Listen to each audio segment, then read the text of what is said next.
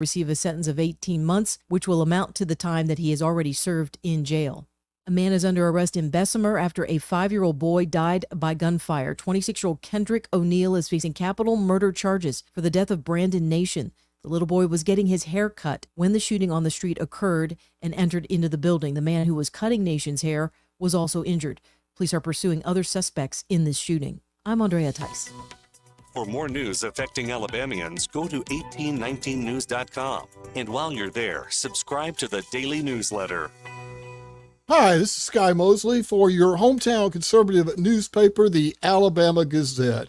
Published in beautiful downtown Montgomery, serving the river region and central Alabama proper for over 24 years, always under the banner of God, family, and country. You can find the Gazette at many fine business establishments throughout the area and an excellent value for your advertising dollar. The Gazette provides you with a ready-made audience that shares your values, beliefs, and principles. Give them a call, 356-6700.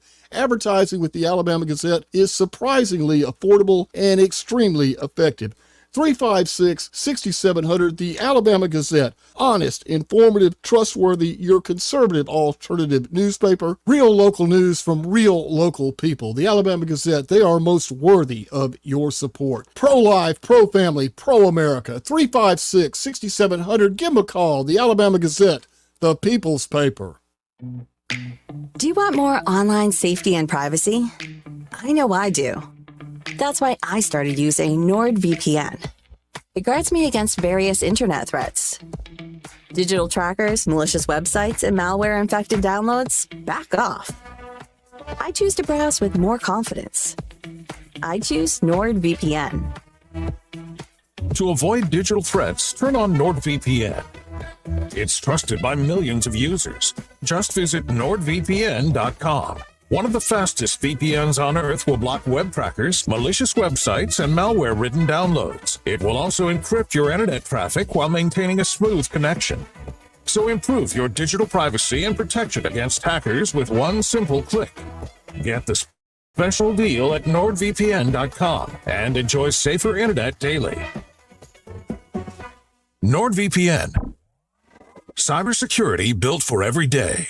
The views and opinions of the following program are solely those of the host and other contributors. These do not necessarily represent those of Liberty Acquisitions 825, Blue Water Broadcasting, its management, staff, or any advertisers.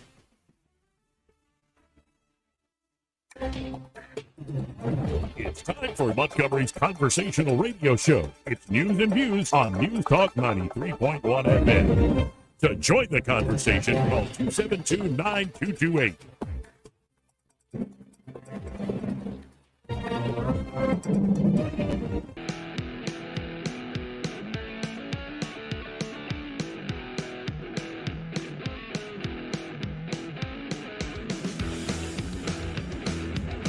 What the hell are we doing here? We are behaving the way a superpower ought to behave. Well, our behavior has produced some crappy results. Government is not the solution to our problem. Government is the problem. I got hairy legs. I got worms. How you conduct yourself in a democracy? Hey, miss, I don't mean to be telling tales out of school, but there's a fella in there who'll pay you $10 if you sing into his can. I'm not here to make a record, you dumb cracker. They broadcast me out on the radio. Joey Clark. Welcome into News and Views in the afternoon. I'm your host, Joey Clark. Eddie Bader in the house with me. How you doing today, Eddie? I'm doing good. Good to see you, Joey. Good to see you, sir. And well, camera here. There we go. There we go. Yeah, you're never right where you need to be when we start. You're always adjusting yourself. It's unseemly. Kind of a regular. I'm a big guy, and big guys do that a lot. Yeah? You adjust yourself a lot? Always self-adjustment, yeah. Mm-hmm. But enough of our jib-jab. All right. Let's go right to the phones. Let's talk to Jeff Poor. He is, of course, the host of the Jeff Poor Show at 106.5 FM in the Mobile area, and also editor-in-chief at 1819 News. How you doing this afternoon, Jeff? I'm doing well, Joey. Thanks for having me on. Thanks for being on the show. Did you have a chance in between your show in the morning to see all this circus around Hunter Biden ongoing on Capitol Hill today?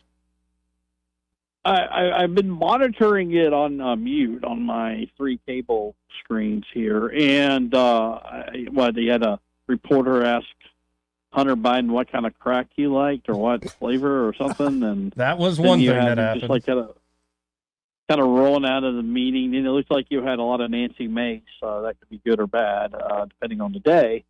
But it looked like a kind of it looked to me like Hunter Biden. I mean, I think he is really trolling here. And is this really what you want to do right now, given his legal circumstances? Yeah, and it's like they're just going right into, like, let's have a battle about it. Like, they're not shying away from it. They're being almost unrepentant, like, in your face. And I don't know if that's going to work out for the Biden team, because there's also the story out where the art dealer for Hunter essentially said, yeah, all the people that bought the art were big Democratic donors, and it was only like 2-3 folks who bought it at ridiculous rates. Yeah, at ridiculous rates. It's a way to launder money, and whatever happens legally or ethically or however this is pursued, I mean, this cannot be a good look when your dad's on the ballot next year, or this year, I should say. So I just, the optics here, we were just blowing past the optics, right? Right. And, well, it makes me think that Biden's not going to be the one in the actual chair there as they get ready to run up against Trump. But here's the clip you mentioned, folks. This is in the hallway of one of the House committee rooms. It's in the Capitol, I suppose. And the gaggle of reporters surrounding Hunter Biden as he showed up unexpected. The first voice you hear, I think, is Hunter Biden's attorney, and then you hear a reporter yell the question. Quiet and let me make a statement, okay? What kind of crack do you normally smoke, Mr. Biden? Wow. What a day and age we live in, Jeff. Oh, my goodness. Well, I'm glad they have a sense of humor about it. I don't know. I wish I had I think you're playing with fire here, Joey. You got legal problems. Maybe don't do that. Maybe keep it on the down low, right? Isn't that, if you were facing those same similar problems, wouldn't you kind of maybe not go taunt the charging body? Yeah, I think that would be a bad idea for any everyday citizen. I like to imagine myself that way as an everyday citizen. But, I mean, he's a Biden, man. Nobody F's with a Biden, man. Like, how dare these Republicans show naked photos of me in the committee hearing room? Yeah, fair enough. You don't mess with the Bidens, but here's the question. They will probably get a contempt citation. Then where does it go? What does the DOJ do with it? Yeah, well, and we're getting close to where the DOJ historically doesn't charge people within, a few months of the election, 2-3 months? Yeah, but, I mean, they had no problem going after Steve Bannon and Roger Stone for the same thing. Now, Eric Holder was the longest-serving attorney general for Obama, but, I mean, the longest-serving ever, I think, there for a while. And he was under contempt of Congress citation for almost the entirety of his term. So it is very selective of how it's enforced. Yeah, just a cry and shame. And it's not helping, trust in our major institutions by any means. And another thing that really didn't help with trust is sort of the missing case of Defense Secretary Lloyd Austin. What did Tuberville say about President Biden in light of this event? I'm forgetting. Well, so Tuberville argues that somebody knew. And I don't disagree with this because, I mean, any town, but especially Washington, D.C., where there's spies everywhere. There are gossipers everywhere. The Secretary of Defense, one of the most powerful men in the world, checks into Walter Reed, and you're telling me that the high-ups, the White House, aren't aware of this? And so somebody had to know. The question then would be, well, okay, if that's the case, then why didn't Biden know? And he said, well, they didn't tell him because they just don't really care what he thinks. Right. So I guess Tuberville said what he's President Dangerfield. No respect, no respect. Yeah. I like that. That reminded me of Jack Campbell. May he rest in peace. And yeah, so it seems the wheels are just falling off all around the nation's capital as we head into Election Day. In fact, in the committee room, Hunter actually sat down, and as Marjorie Taylor Greene was going to speak, he gets up in the middle of it, and it's a whole ruckus of him leaving and MTG yelling at him, "Oh, you're scared of me. You're scared of me." It's like, this doesn't feel, I like silly season, you know me, Jeff, but this doesn't feel like serious adult members of Congress. Have we lost the adults in the room? No, but this is what Congress is, Joey.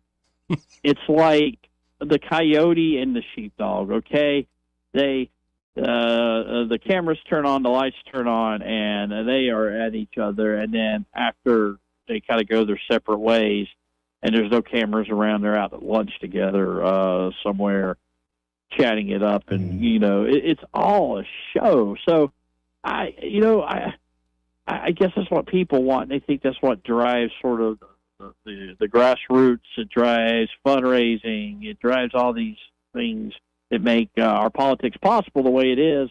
So it's not that the adults have left the room. It may appear that way, but the adults know exactly what they're doing. Well, and then this moment, in the midst of all the sound and fury, to your point, Jeff, that it's kind of a show, this is Representative Jayapal. I think she heads up the Progressive Caucus there. In the committee room, this happened today, folks. We're going to talk about outrageous things that have happened or things that have never happened. Let's talk about the fact that President Trump incited an erection. Maybe that too. Yeah, you can talk about that too, I guess. Wow. You just never know with these folks up there. You just never know. I mean, but the whole insurrection, and I know what she's trying to say, but does that do anything for anybody? Is that moving the needle or anything at all? Doesn't it seem a little overplayed? Yes, to me it is, and I think there's a lot of forceful and credible response back to that narrative, but they're leaning into it, and I think the argument they would make is, Biden gave that speech where it was like the semi-fascist, ultra mega MAGA, and Biden himself looked like a fascist dictator. Said he gave that speech for the midterms, and we did great in the midterms. Right. Why not just keep going back to that playbook? The Donald Trump, Christian nationalism, white supremacy, and the insurrection they caused on January 6th, that's the true threat to Americans. Don't think about, the bread and butter kitchen table issues. Think about the threat of this fascist dictator rising up. Republicans lost in 2022 because the Planned Parenthood PAC and the pro-abortion or pro-choice crowd was real smart. They saw Dobbs happen. Rather than pout about it, they got active. They started raising money, and they started picking out congressional districts where they could win and keep a Republican from taking that seat. And they won, and they held off. They didn't hold it off completely, but they kept that from being a wave, I believe, for that reason.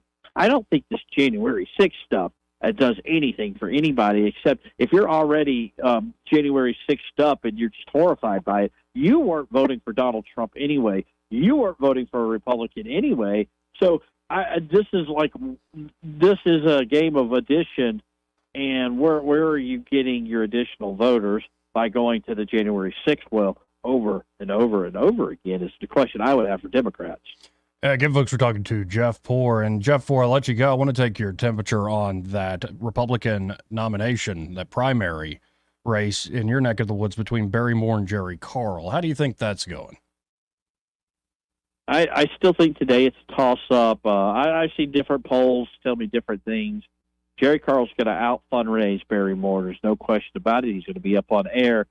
But, guys, y'all would know, Barry Moore, Jeff Coleman, 4 years ago, under similar circumstances, Barry Moore wins big. Now, similar circumstances except for COVID and a delayed primary runoff, but just because the better finance candidate is what Barry Moore faces, I don't think you can take too many points off the board for Barry Moore because of that. Yeah, and I think he's got a great record in Congress. Well, in the Seamus, so does Jerry Carl. So it's kind of like, thank you again to the federal courts for redistricting all this stuff. Right. We had to pit two incumbents against each other that their two districts were happy with. But we also had to preserve Terry Sewell to keep her from being challenged by another Democrat. So we drew this Frankenstein AL2 district and really screwed the people of South Alabama. Thank you, three-judge panel. And then real quick before you go, it looks like the Mobile City Council is at least somewhat entertaining the conversation about decriminalized marijuana there. Is that true? It is true. They talked about it yesterday in the council chambers. I don't, because Birmingham looked at this too, right? Right. There's more balance in Mobile city government than there is in a Birmingham or even Montgomery for that matter. And I don't know if that's a realistic thing, but the fact that the taboo discussion or once taboo discussion is taking place, I think is pretty telling. Oh, yeah, and I think the mayor a year or two ago here in Montgomery, Stephen Reed, said he'd be open to that discussion idea, but nobody's really pushed it or brought it up on the council, or the mayor himself hasn't pushed it either. So we'll see, but it seems to be a trend around the nation, especially in big cities, where even though it might be a state law against it or federal law against, they're just either decriminalizing outright or making it a ticketed offense, these sorts of things. So seems to be the trend. Yeah, I agree. And then I think it's also the burden it puts on your criminal justice system is maybe a little unnecessary and like I said, overburdened. Indeed it is. Well, if folks want to check out what you're doing online, what you're doing at 1819 News, how can they do so, Jeff? It's twitter.com/Jeff_Poor. Come and check it out. Well, I appreciate you as always. Talk again next week. Thanks, Joey. Again, Jeff Poor there, host of the Jeff Poor Show and editor-in-chief of 1819 News, 1819news.com. Maybe the city of Mobile is tired of waiting on what the legislators said would already happen as far as marijuana. Mm-hmm.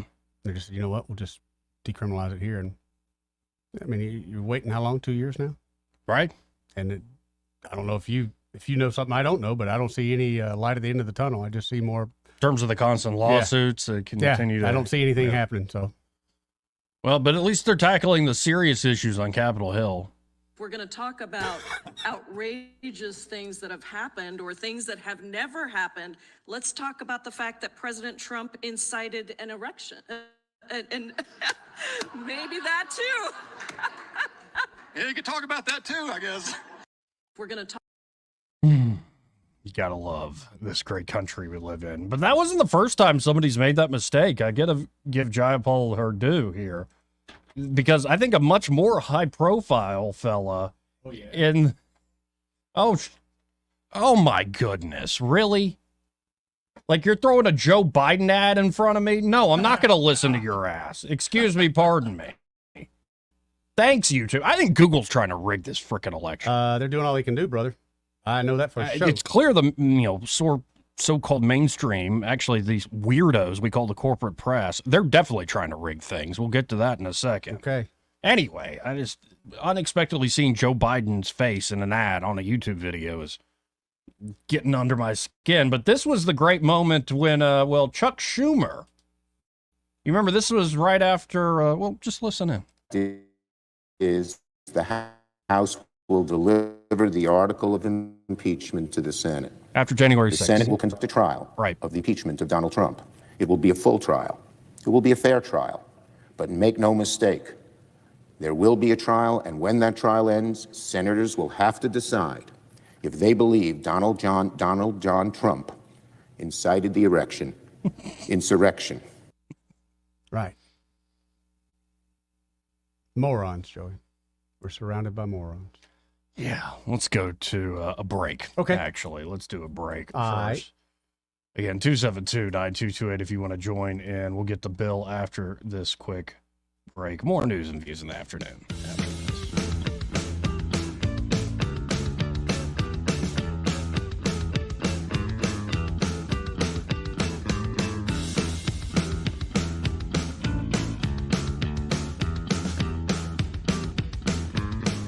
Joey Clark.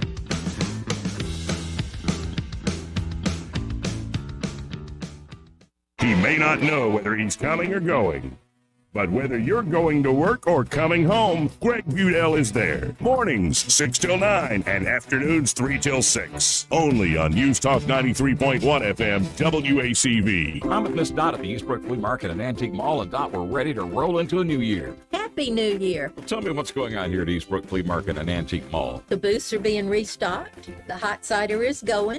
The rocking chairs are here, and there are great sales going on in some of the booths. Really and truly, there's some neat stuff around here. You need to come in and see it. Shouldn't people plan to come, maybe spend some time and find all the treasures here at Eastbrook? Oh, yeah. Yeah, we've got some that come in and spend their lunch hour, and they bring their lunch and eat as they shop around, and which is fine with me. But then some come and spend the whole day, and I just love that. Do you have any events coming up soon? Anniversary sale will be here in February. Don't know the exact date yet, but listen for the ad. Come shop that day because it'll be a great event. All right, Dot, give us the hours of operation. Monday through Friday, 10 until 6. Saturday, 9 until 6. Sunday is 12:30 to 4:30. That's the Eastbrook Flea Market and Antique Mall, 425 Coliseum Boulevard. Hi there, I'm Kim Williams with Alabama Home Mortgage. For years, I've been asking you to call me at Alabama Home Mortgage because there is a difference in mortgage companies. Did you know the current national average turn time to close on a mortgage is 48 business days? But not at Alabama Home Mortgage. At Alabama Home Mortgage, our average close time is 16 business days. That's a month faster than the rest. How do we do it? With over 60 years of combined experience in the industry. Our team knows mortgages. Our years of experience yield a better experience for our customers. Folks, time is money. Whether you're looking to buy or refi, don't waste time with another mortgage company, bank, or credit union. We close on time, every time. Give Alabama Home Mortgage a call at 567-4223. That's 567-4223. Or visit us online at myalabamahomemortgage.com to complete an application on your time. Our fast turn time is just one difference that sets us apart from the rest. It's not just a slogan. Call Alabama Home Mortgage because there is a difference in mortgage companies. NMLS 1586368, Equal Housing Lender. This is your roving reporter, and today I am talking with an elk. Hey man, Mr. Elk, I was just wondering, what do elk do to take care of their money? Well, like most smart folks, we call David Ernest. You mean Alabama's most favorite asset preservationist? That's him, man. We call him up at 334-279-7431 or 205-479-0839. I see. Yes, he is our preferred money man. The money man with the money plan. You've been paying attention. Well, could you give us those numbers one more time? 334-279-7431 or 205-479-0839. And I just want to try to give you a heads up, man. Oh, what's that? I'm not an elk. Not an elk, huh? Well, then, pray tell, what are you? Knights of Columbus. I am not even going to make a comment. Well, the baby liked it. Live, local talk. The River Region's most trusted voice for news and opinion. News Talk 93.1 FM WACV.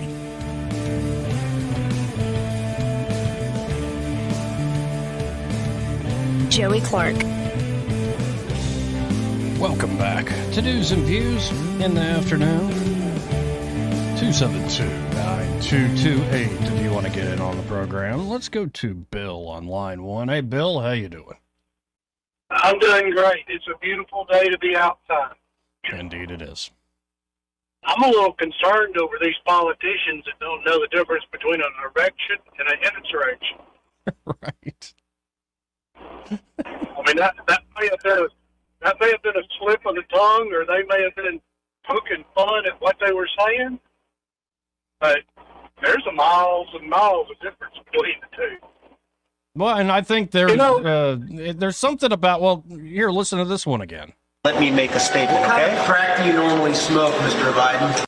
Kind of crack do you normally smoke, Mr. Biden? What a day on Capitol Hill. Yeah. Did they force Hunter to come in, or did he just show up? Publicity stunt. Yeah, he just showed up as a stunt. Yeah. That just shows how much respect that whole Biden gang's got for the court system in general. You know, it's a shame that they don't just arrest him. Well, that's what he's mocking them. He's daring them to. I mean, literally. Right. Well, it could be they're behaving face. with no respect because they're in a position of authority where we don't have to listen to. Go ahead, Republicans, get me like you're going to get Hillary about Benghazi, right? Right. You know, it's a shame they didn't arrest him and charge him with insurrection. I mean, would that not be icing on the cake there? That he showed up uninvited and created a insurrection? Well, if that was their intention, then they accidentally indicted him with an erection. I think it fits. You know, when you talk about January 6th, I kind of wonder why some of these congressmen who had people from their state show up and then get arrested, why the congressman didn't step up and say, oh, no, you can't arrest him. I invited him. I was actually looking for him, but the crowd of people, I couldn't find him. Now, I could see why they wouldn't do it for the people who had destroyed the property. Right. Or the ones that brought weapons or explosives into D.C. But for the average person that just got swept up in the crowd and ended up there, come on, they could have shielded those people. Yep, but they're spineless cowards. Right. Well, they wanted to show everybody, be scared of us. Don't care who you are. Yeah. Well, it makes you kind of go, are they really? I think we just lost it. Should they even be there? I guess that would be the real question. I don't know how or when the people of the United States are going to say enough is enough. It's time to go back to what government is supposed to do and be what government is supposed to be. Federal government is supposed to protect us from the reach of foreign governments, and the state government, and this is where I really get kind of perturbed, that the state government won't step up and say, no, Fed, you don't have a place in my state. It is state rule. So you ask before you do anything in here. Yeah, but at this point, the federal money overweighs any kind of people's pride for a state. They know better because they know the feds will threaten to take the money away, and then so they look like the jerk. But I agree with you, Bill. I wish they would tell them, keep your damn money. Keep your money. Keep your crappy policies. We don't need you. Well, if you think about it, though, that very thing is what's going to eat us from the inside out. Definitely. Absolutely. Is the debt, the taxes, the money that is given away for frivolous things. I mean, come on. But it is also kind of like telling somebody that's addicted to cake to be skinny. It just ain't going to happen. Like, these folks, I think, are addicted to the system. And I think, in fact, even folks who are wise to what you're saying, Bill, we're so dependent on the system, they don't know the path out. How do we break this addiction, this pattern of behavior, and without tears? And I've got a feeling that tears are coming one way or the other. Well, I don't know. It's going to be interesting to see. You know, I'm late 60s or I'm mid 60s, getting towards the late 60s. So I'm probably going to see 3, maybe 4 more presidential elections. It's going to be interesting to see what those turn out. And at what point, I mean, kind of like the previous show was talking, all these European countries are starting to stand up and say, no, we're not doing this.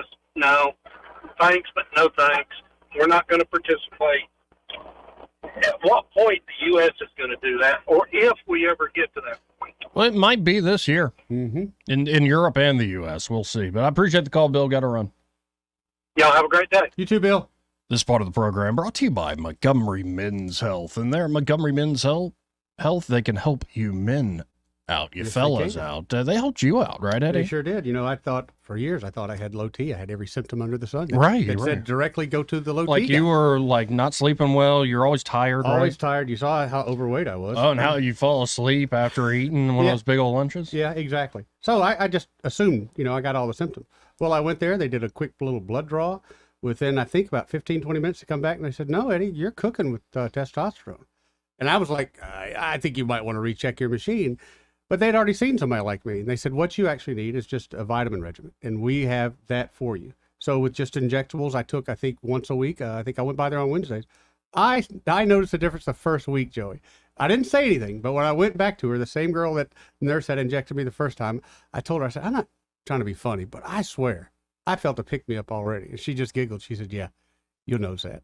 You'll notice There that. you She go, said folks. it's working. And it did. It really did. They really can help you no matter your issue. Of course, they specialize in low T treatments, but even if it's not low T, right, they can help you out. So make an appointment today. They're reinventing men's healthcare. You won't be the first nor the last man that they help there at Montgomery Men's Health. 440-3663. That's their number. That's 440-3663. Or go to montgomerymenshealth.com and be sure to tell them, well, you heard about them here on News and Views in the afternoon. More news and views after this. Should have Erica Thomas of 1819 News. Be right back.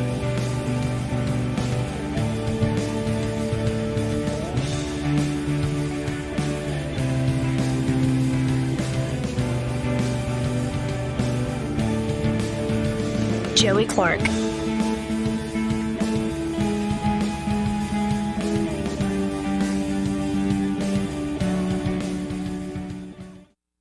Want to carry News Talk in your pocket? Download the News Talk 93.1 app from the App Store. Available on iPhone and Android. Never miss a moment. Download now.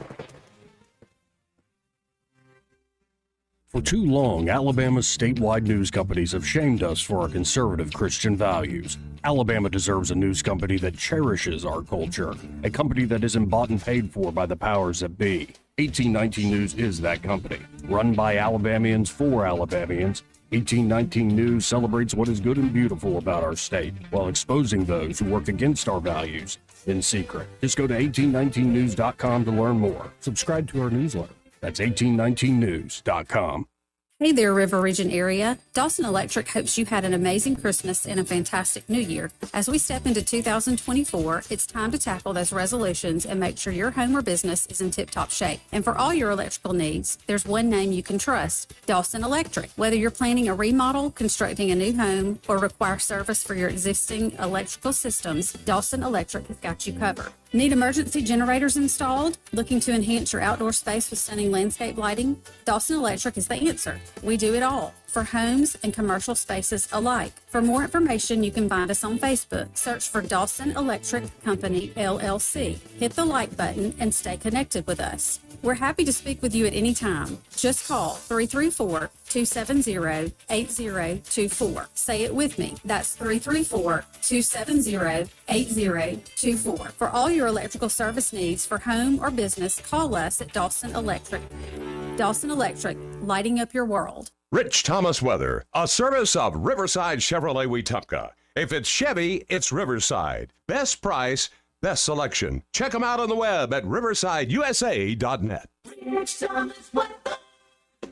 Well, hi, everybody. We are in between storm systems for a little while, but there's another big deal storm system on the way.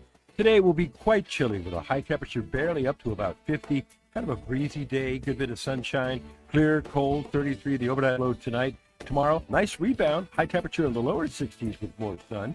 Then on Friday, another round of rain and maybe some strong to severe thunderstorms. So yet another severe weather threat with a high near 70, then much colder behind the storm on Saturday. From the Blue Water Weather Center, this is Rich Thomas. Thank you once again for voting ASE the best credit union and best mortgage company in Central Alabama's Reader's Choice Awards. We're honored to serve our members for 69 years and counting. ASE Credit Union, your life, your goals, your ASE. The River Region's News Talk station. News Talk 93.1, WACV. News Talk 93.1.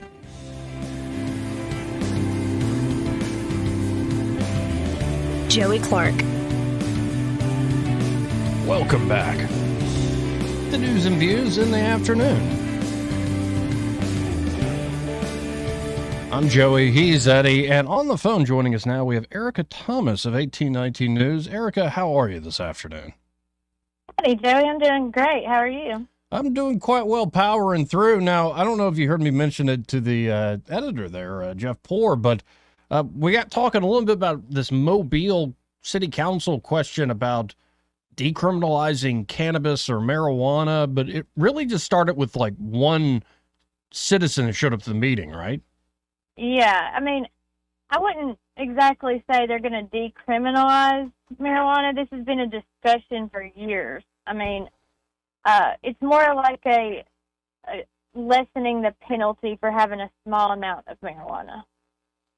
So it'd be like a traffic ticket.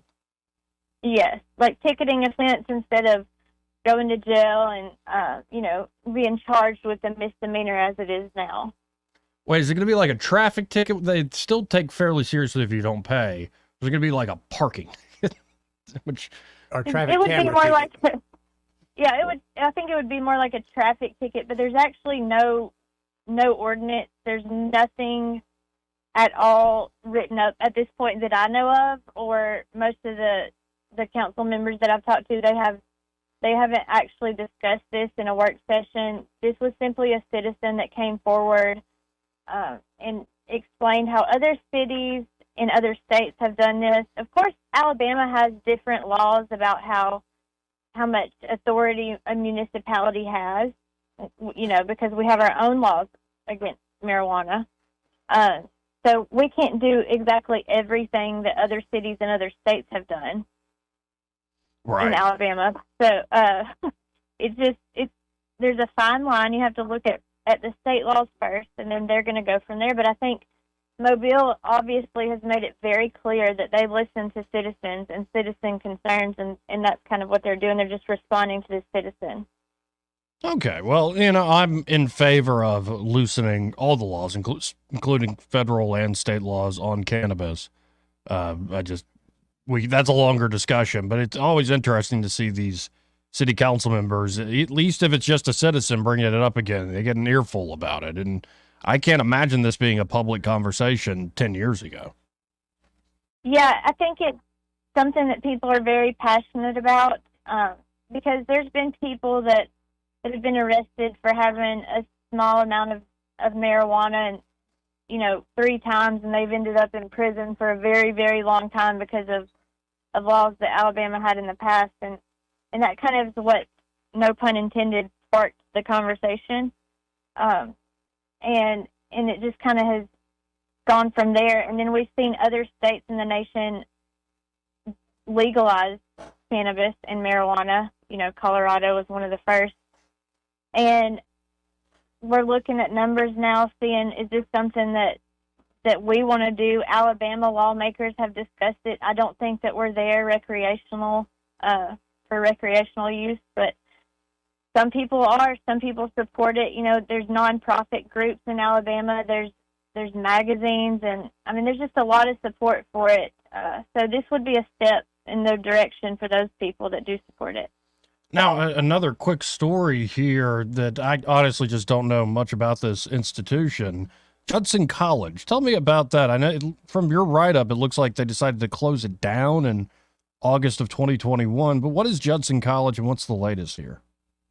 Oh man, Judson College was a college for women. It was around for 184 years. It was really just for women in Alabama had a huge legacy with it. And a few years back, they started struggling financially, and I remember they said, we're going to have to close down if we don't raise $500,000 in a week and a half. And it was just shocking because it was all of a sudden the Board of Trustees realized this deficiency. And they had donors come forward. People loved this college so much that they were able to raise that money that quickly. Then a couple of months later came by and they said, oh, now we need, I think it was over $1 million within a month, or we're going to have to shut down. And they did that. Eventually, wasn't working anymore, and they had to shut down. And they tried to continue to work as a business, and hopefully they would get back on their feet and be able to open as a college again, but unfortunately that did not work. And so, and this is also a college that is a Christian college. And the board of trustees, they got together and they were like, well, we owe a lot of people. We need to come up with a plan. So yesterday, the president, Daphne Robinson, she sent a letter saying that the board of trustees in Judson College has come up with a plan, with a Chapter 11 plan, to work with their creditors and resolve all of those outstanding debts. And so this is just an update to something that's been going on for years. And since 2000, I think it's 2021 when they closed. Well, that's a shame. It's just kind of something that's been around that long. You would hope it would stay, but that's just a crying shame, kind of a sad way for it to go. But want to shift gears here now to another very big story, or I would say detailed, long write-up and great reporting on this, Erica. But about OWA, about OWA, that development put together by the Porch Creek Indians. And I've seen this place. I've never been. I've driven by it many times going to see my dad. It's right there near that the outlet mall. And what I'm told is I'm not the only one who's never really gone. The folks who tell me who've been, it's usually kind of a ghost town. And yet the leaders of this project, the people that have been helping set up and stand up this project, they remain confident? Oh, yeah. I mean, they're very positive. This is operated by the Porch Band of Creek Indian. And so, you know, they have a lot of money. They have a lot of businesses nationwide. It's not that they just have this place in Foley. So they have a lot of money. But it's very strange. Of course, in the winter, it's hard to say, like, this tourism destination it's a ghost town. Of course it is right now. It's winter. So I don't want to say this is the situation all the time. But I will say, even when I was there in the summer, I didn't see the crowds that I expected to see. And I just even when I moved south, I wasn't aware of what OWA was. It's kind of new. So I think it was built in 2017. Hopefully, you know, they're confident because maybe they want to get the word out and want to market a little bit better than they have been. I think that would be probably a good idea.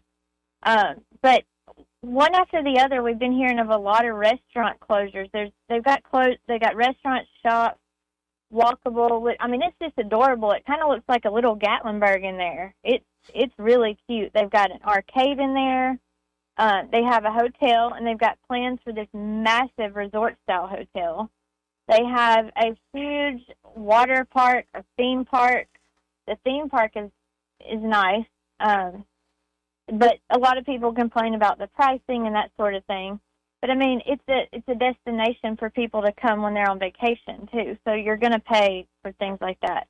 The problem has been the most recent closure was Paula Deen's Country Kitchen, which I have to say, OWA independently owned Paula Deen's Country Kitchen, and they operated it. And they decided to close it, and they say they have plans for something else there, but they haven't released what those plans will be. But this was just the latest in a lot of recent closures. There was Cinnabon and Annie Ann's. There was also an Italian restaurant there that closed. Just there's been several over the years that haven't made it there. And when you walk in and you see how dead it is, you don't wonder why. Well, and it looks like it's been supported by, of course, the PCI, but also it looks like Foley, the city of Foley's throwing in money. It looks like they've taken advantage also of state incentives, and so the state's invested in a way. So I guess they're going to try to make it work. I just worry about this and other sort of public-private partnerships. It becomes this sort of sunk cost fallacy. Well, we've sunk so much money into it, we got to sink more into it. We can't let it fail. And that's what I worry about with a lot of these big projects. Yeah, and there's always that thought, like, what's happening with this public money, especially, like, is there a long-term plan here? And of course, out of that becomes those rumors of is there something nefarious going on here? And so here we have the rumors around town that they want to build a casino. And in this story, that's what I asked them about. I just asked around town what people thought. Do you think that's what's happening? And that seems to be the consensus. But anybody that you ask that's in charge, they're going to tell you no. Senator Chris Elliott says, no way, Jose, and he explains in the story why he says that's not going to happen. And so, definitely check out the story on 1819news.com for all the details on that. I think it's worth looking into, and this story is always going to be online. So, if they're not telling the truth 5 years from now, we'll go back and be like, well, look what you said. But I liked what Elliott said. Like, this really is a very family-friendly type place, kind of environment. And I hope to goodness that it continues to be that way. I think it's really one of Alabama's best kept secrets. If you knew what was there, it's a beautiful place and just really cool. I could not believe that was out there when I moved down here. It's just incredible. So if more people knew about it, maybe it would be more successful. And the people with TCI, they seem to believe that things are going to just be looking up, and they just built new indoor pickleball courts, and they said that there's several new businesses that have signed on to come in, so we'll see. Oh, we shall see. Well, I always appreciate your time, Erica. If folks want to check out your work, how can they do so? Go to 1819news.com and check out the work of mine and all of the people at 1819news.com. You can also email news@1819news.com to get in touch with any of us. Well, I appreciate it. We'll talk again soon. Thank you, Erica. Thank you. Bye-bye. Again, that's Erica Thomas there of 1819 News. And I don't know. Is it our job to just be cheerleaders for every stupid little project under the sun? Okay, this Airbnb I bought that I shouldn't have bought. Okay. Ooh. Yeah, well, come on, 50-something years old. I have no reason to buy something this big. Let's say the world falls out tomorrow and I lose everything I got. Can I expect the government to come and bail me out? It's everything I got. It's just not a little of my money. It's every single thing I got. Mm. No. No, I you don't can't expect expect them it. to. So why the hell do we do that for businesses? In a business, most of these businesses, these are corporations. It's not one person that's going to go down with the ship. Right. Responsibility, folks. Got to have some responsibility. Yeah, but it's all about I know. And the That's money, the too. problem. That's the problem. Instant gratification. 272-9228. Before we hit this break, this part of the program brought to you by New Look Decorating Center. Man, I got to go see them again. Yeah? I think that new Airbnb? I think I'm just going to bring a tanker truck Yeah. and say, just fill this up with paint. Just fill it up. I can't quit painting. But you're doing it yourself? Yeah, I'm doing it myself, and that slows things down. But the reason I'm doing it myself is so I believe I can paint as good as anybody else. Of course, because I do it for free. But when I go to places like New Look, and they talk to me like I'm a professional, they kind of build me up a little bit. Yeah. They put my ego, Eddie, you can do it. You can do it. So that kind of helps me kind of keep that ball going. So I have not hired anyone yet, although they have recommended several people twice to me that could probably get the job done more professional and a lot quicker than I can. And of course, at New Look Decorating Center, they have that high quality Benjamin Moore paint or Yes, they stain supplies. They also have a great selection in terms of wallpaper and fabrics. Katie's the person you need to ask Yes. to talk to if you're interested in wallpapers and fabrics. Who have you been working with over there, Eddie? I usually walk in the door and there'll be Jonathan, I think, paint mixer, because he was the first guy that helped me out when I went in there. I was like, look, I brought him a picture. Yeah. Like, this is the color I need. And the color he showed me, I kept going back and forth with him. He's like, Eddie, just trust me. He was right. There you go. So whether you're working with Jonathan or Katie or Jordan or Brett Lanham, the manager, Brian Carr, the owner, the great team there at New Look Decorating Center. They're a 40-year institution here in Montgomery for a reason. They're just that good. Yep. Great product and excellent service. Call them today, 271-0007. That's 271-0007. Or you can always go to newlookdecoratingcenter.com. But I really think the best way to work with New Look Decorating is stop by in person. Definitely. Go see that showroom, 6237 Atlanta Highway, right here in Montgomery, where Bell Road dead ends to Atlanta Highway. Mhm. You'll see it in all its glory. Benjamin Moore's New Look Decorating Center. And be sure to tell those fine folks there that, well, Joey and Eddie from News and Views, those fellas on the radio, sent me. We'll be right back after this quick break. He may not know whether he's coming or going, But whether you're going to work or coming home, Greg Budell is there. Mornings 6 till 9 and afternoons 3 till 6. Only on News Talk 93.1 FM WACV. Hunting season is here. It's time for you to get on over to Prattville Farm Center. Here's Randy to tell you all that he's got on the shelf for you to buy. We got some good deals. We have seed mixes from WMS, Pennington, Kelly Seed. We have every kind of seed you could possibly want. So y'all come on down here and we'll get them green fields planted. By the way, if you need sprayer parts for your equipment, we got that too. Come on down. 1154 South Memorial Drive in Prattville, 365-5400, 365-5400.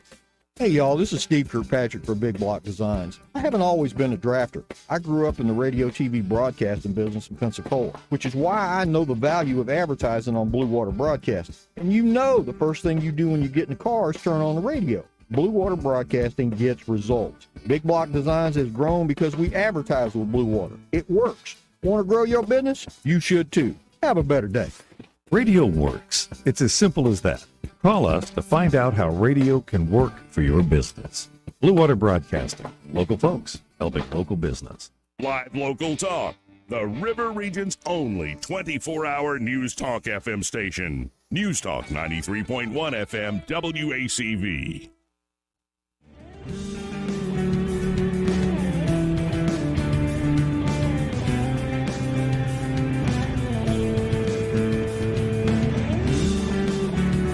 Welcome back to News and Views in the afternoon. 272-9228. Now let's go right to a clip here. This is Peter St. Onge, again, giving a breakdown on what's coming in 2024 in terms of the economy. His prediction, and there are a lot of economists who agree with him, massive layoffs. But let's listen into what Peter St. Onge has to actually say here. Take it away. Layoffs are coming. This from Newsweek, who just reported that nearly 4 in 10 American companies, so almost half, say that they are preparing to lay off workers in the coming year.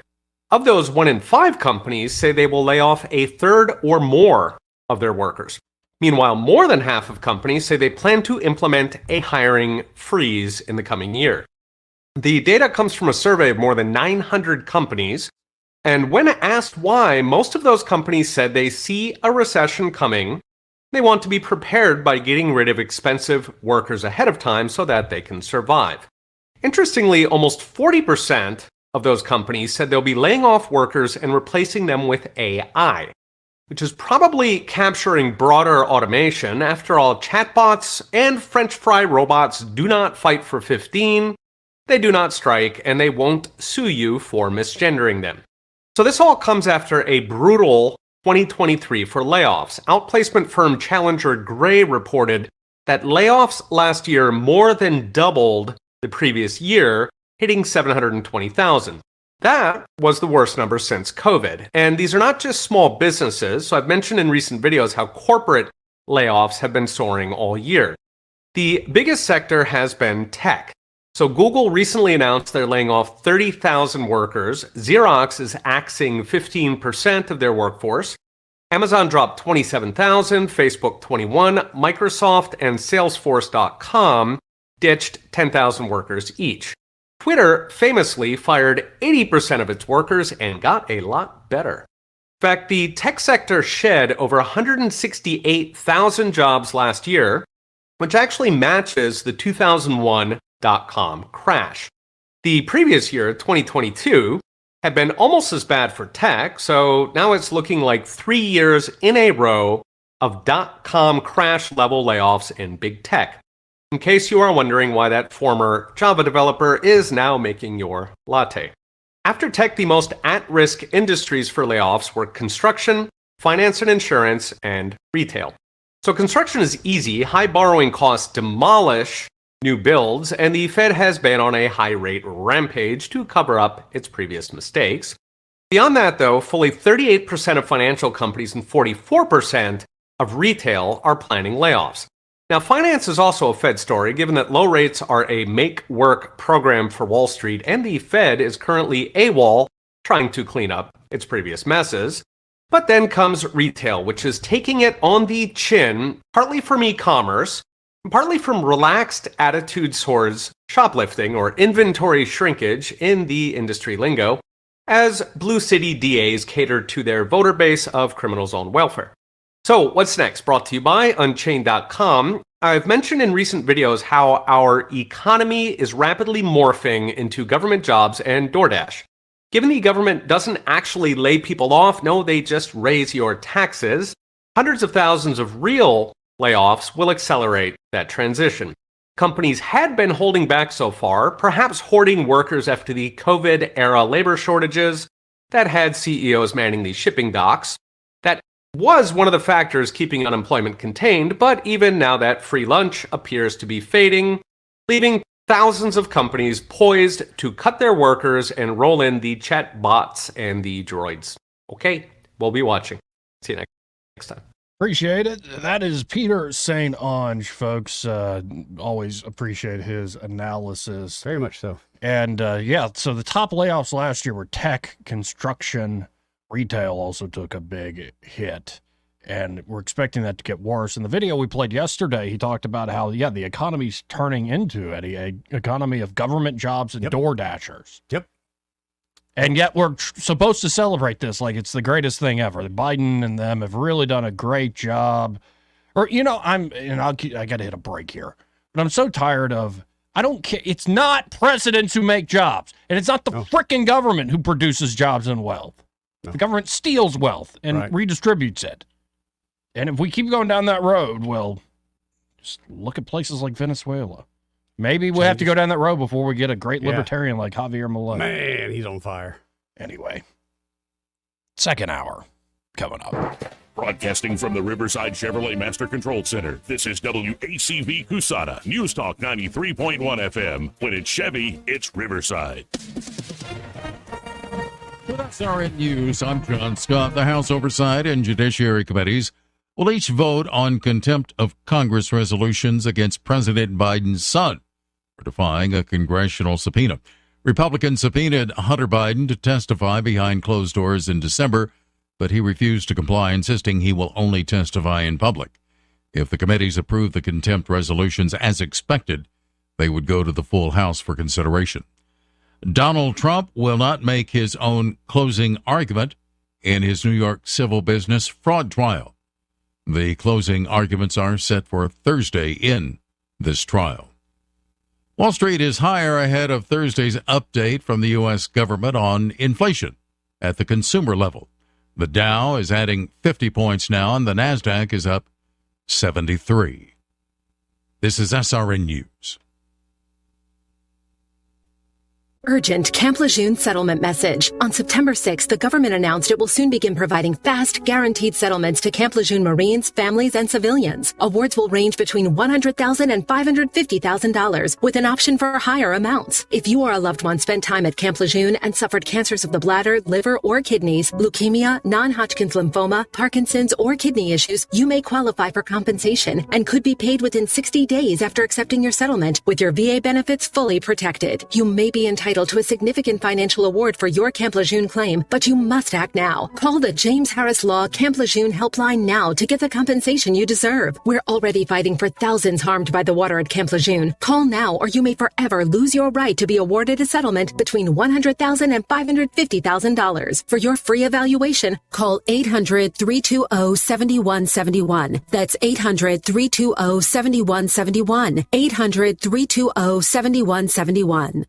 Rich Thomas Weather, a service of Wiley Sanders Truck Lines, where dump truck drivers are in demand. Wiley Sanders is on the grow. We need dump truck drivers now. Call 855-77-9785.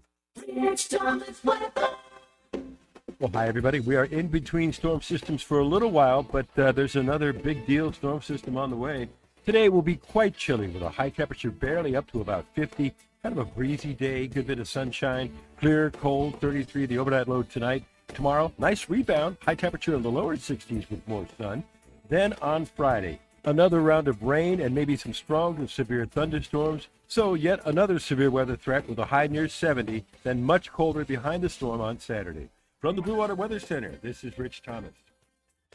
Whether you're buying a home or auto or consolidating debt, CB&S Bank's personal loans get you where you need to go. Go to cbsbank.com to find a location near you or apply online today. All loans subject to credit approval, member FDIC, and equal housing lender. From the Blue Water Broadcasting News Center, here's today's top stories. A man was shot and killed in Montgomery Tuesday afternoon. The shooting happened around 2 p.m. in the 2700 block of Locust Street, just off Ann Street, not far from the Walmart Supercenter. The victim's name has not yet been released. This is Montgomery's third homicide of 2024. A runaway teenager, 16-year-old Kelsey Eagle, has been located and reunited with her family. The Montgomery Police Department asked for the public's help Tuesday in searching for the runaway. Apparently, the teenager saw herself in a Crime Stoppers post and contacted her family. A mother and daughter reported missing from Deatsville since Saturday have been found in a vehicle on Interstate 65 in North Chilton County. 78-year-old Patricia Gardner Dennis was deceased. 59-year-old Teresa Fisher was taken to an area hospital for treatment. Police confirmed this was not the result of an automobile accident. From the Blue Water Broadcasting News Center, I'm Sky Mosley. This hour of news and views is brought to you by our good friends at Alabama Home Mortgage. Alabama Home Mortgage, 567-4223. Visit them on the web at myalabamahomemortgage.com. NMLS number 1586368, an equal housing lender.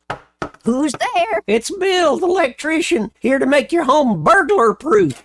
Oh, thank goodness. I thought maybe you were an intruder. No, ma'am. I'm a burglar's worst nightmare. If your house doesn't have sufficient outdoor lighting, it's a prime target for intruders. That's why you should call Crosby Electric today. How's it going, Bill? Just fine, ma'am. See, when your intruder trips this wire, it grabs him by the foot and hangs him upside down. Really? The experts at Crosby Electric will install lighting that not only discourages intruders, but also makes it safer for you and your guests to navigate around steps, pools, and other tripping hazards. Bill, is that contraption safe? Oh, sure. It's disarmed now, but... Bill! Like I said, I'm a burglar's worst nightmare. I see. You mind cutting me down, ma'am? Avoid your worst nightmare. Call the outdoor lighting experts at Crosby Electric or visit crosbyelectric.com. The views and opinions of the following program are solely those of the host and other contributors. These do not necessarily represent those of Liberty Acquisitions 825, Blue Water Broadcasting, its management, staff, or any advertisers.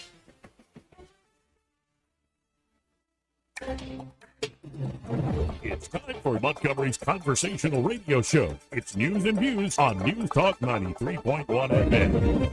To join the conversation, call 272-9228.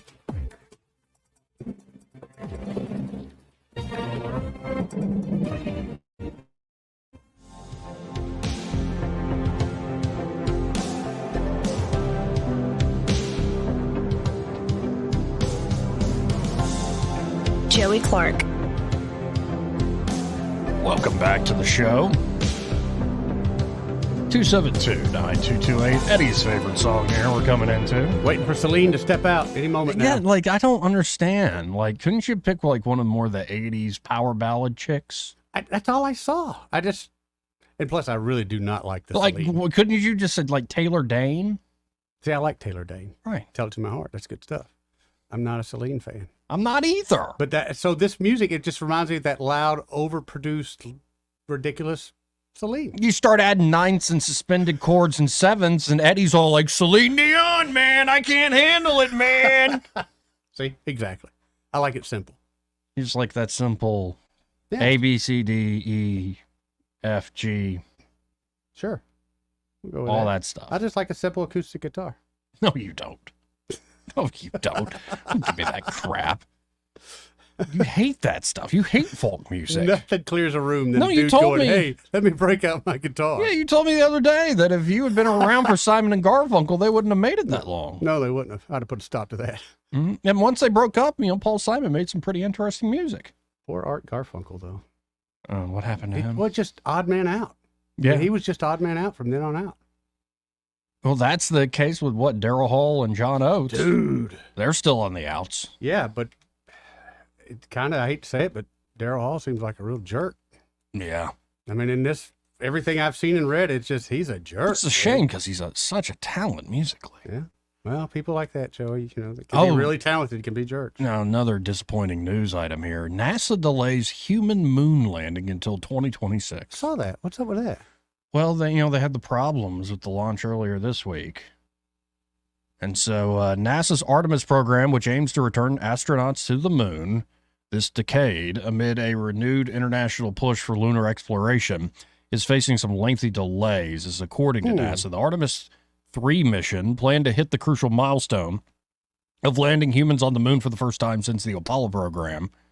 It will not take off until at least September 2026, NASA officials said at a news conference yesterday. The journey had previously been slated for 2025. Sounds like they need to call Elon.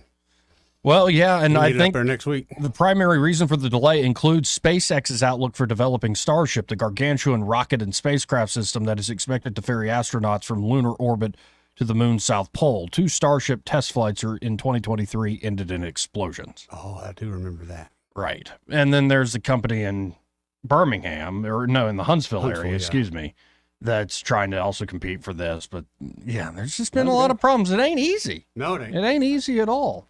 Let's go to Red Top. Hey, Red Top, how you doing? Yes, and by the way, next month, another company's going to be launching the exact same mission, basically. With ashes and all kinds of experiments. They need to get these experiments and equipment on the moon before the astronauts get there. That's what's different about these set of moon flights. It's all about the supply. So, unfortunately, NASA is not building a moon lander, and I wish they had. They're probably going to wish they had before it's over with.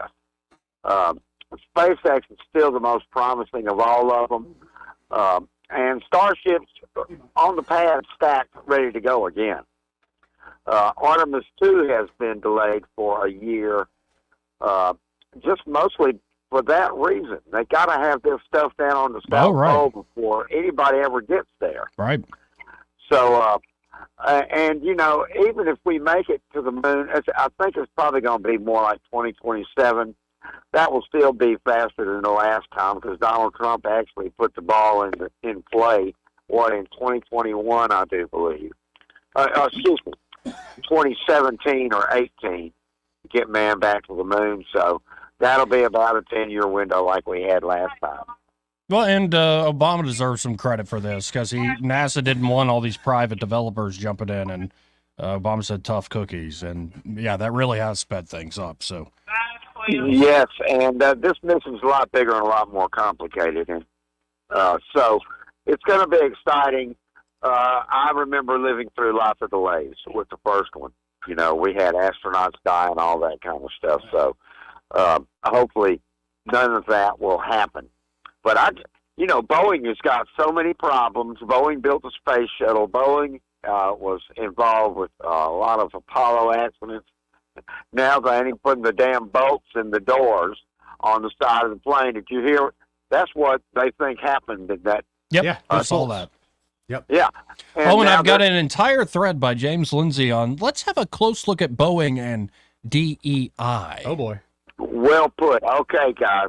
Thank you. Roll Tide, go Trump. Appreciate it, Red Top. Yeah, we're going to get into that. Amazing thread by James. Well, I've seen the video of the folks on the plane. Dude, how calm they were. Yeah. You wouldn't have been that way? Joey, no. I would have loved to have thought, I'll be the man. Tell her, relax. I got this. No, I'd be the guy in the back screaming. Knowing me, something like that, I'd probably be pretty chill, but inside freaking out. Or there's a part of me, Eddie, and I'll admit this to the entire audience, in front of God and everybody. There's a part of me that would be like, oh, finally, it's over. Right. There's a part of me that might get up and run towards the window. Yeah, exactly. Like, right. The call of the void. It's got me, honey. I can't. I told you I'd go at 45.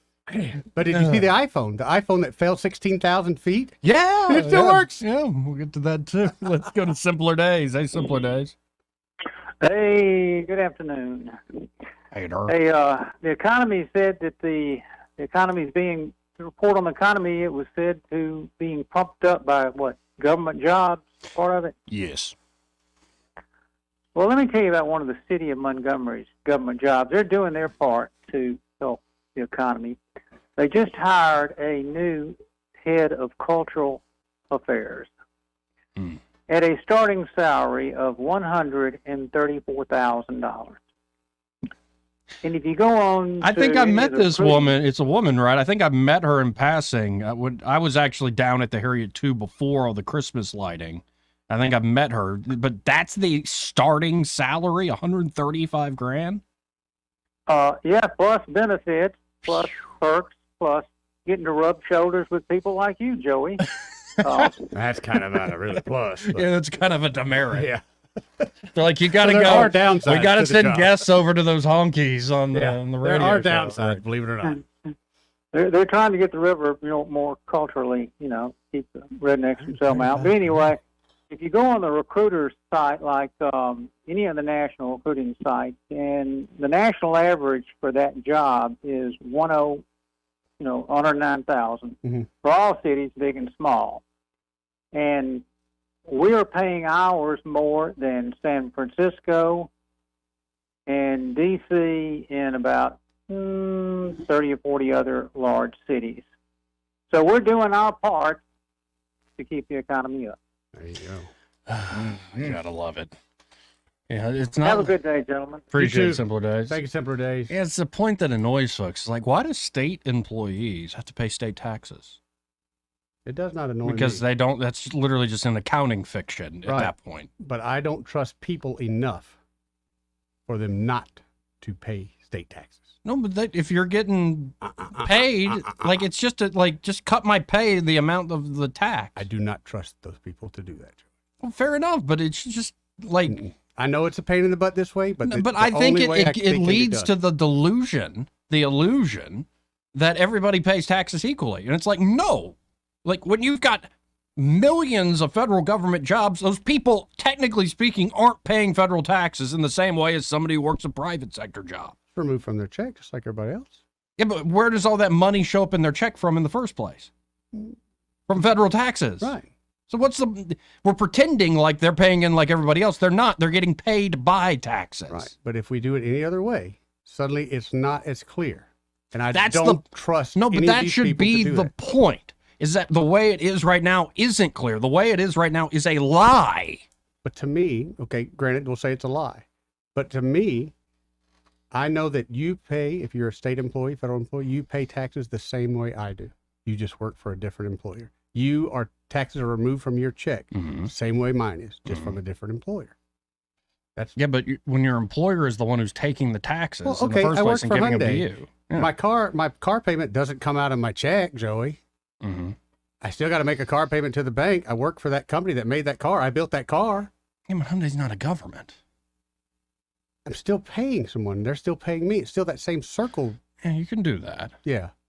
I'm just saying that the way it works right now, is to hold on to this illusion that everybody equally pays into the tax pool. They don't. Just because they take from it. Yeah, that's my point. But that's their There's a job. clear distinction between the people that pay the taxes in and the people that are taking the taxes out. And don't get started on this whole. People need to just lay off the welfare queen crap. I actually haven't heard it that much. Start focusing on the folks that are making millions of dollars off of milking the taxpayer. Well, there's a lot of them out there. There's a lot of that going on. Yeah. But yeah, that's where the economy's gone, where it's like, hey, we had these full-time private gigs. And, well, we still have plenty of jobs, but they're either government jobs or now people working like DoorDash. And Other part-time multi jobs. You can't just have one job anymore. Let's go to David. Hey, David. Yeah, I need to get me a job with a French benefit like rubbing shoulders with Joey. I can get you that job now. I'm glad you said shoulders. Hey, my eldest stepdaughter has been in the medical tech field for the past 10 years up in the D.C. area and just moved down here to escape D.C. Gave up her job in the medical tech industry. And they were talking about AI, and the owner of the company she worked for claimed that AI could never do what they do. Well, guess what? She just got hired last week by a company who's having her write code for AI to take over, basically do the job that she left. Yep. Yeah. Oh, it's And coming, that, folks. you know, that's what's going to happen. I mean, you're going to have people that are going to be writing code for AI for you name the job, other than some manual labor, you know, that has to be done by human hands. But everything else is going to go that direction. Go towards robotics. But I've got a feeling, like, and I've recently been looking at the AI cloning for voices. Like, you could clone somebody's voice off of just 30 seconds of a tape, and it's amazing. It sounds like the real person.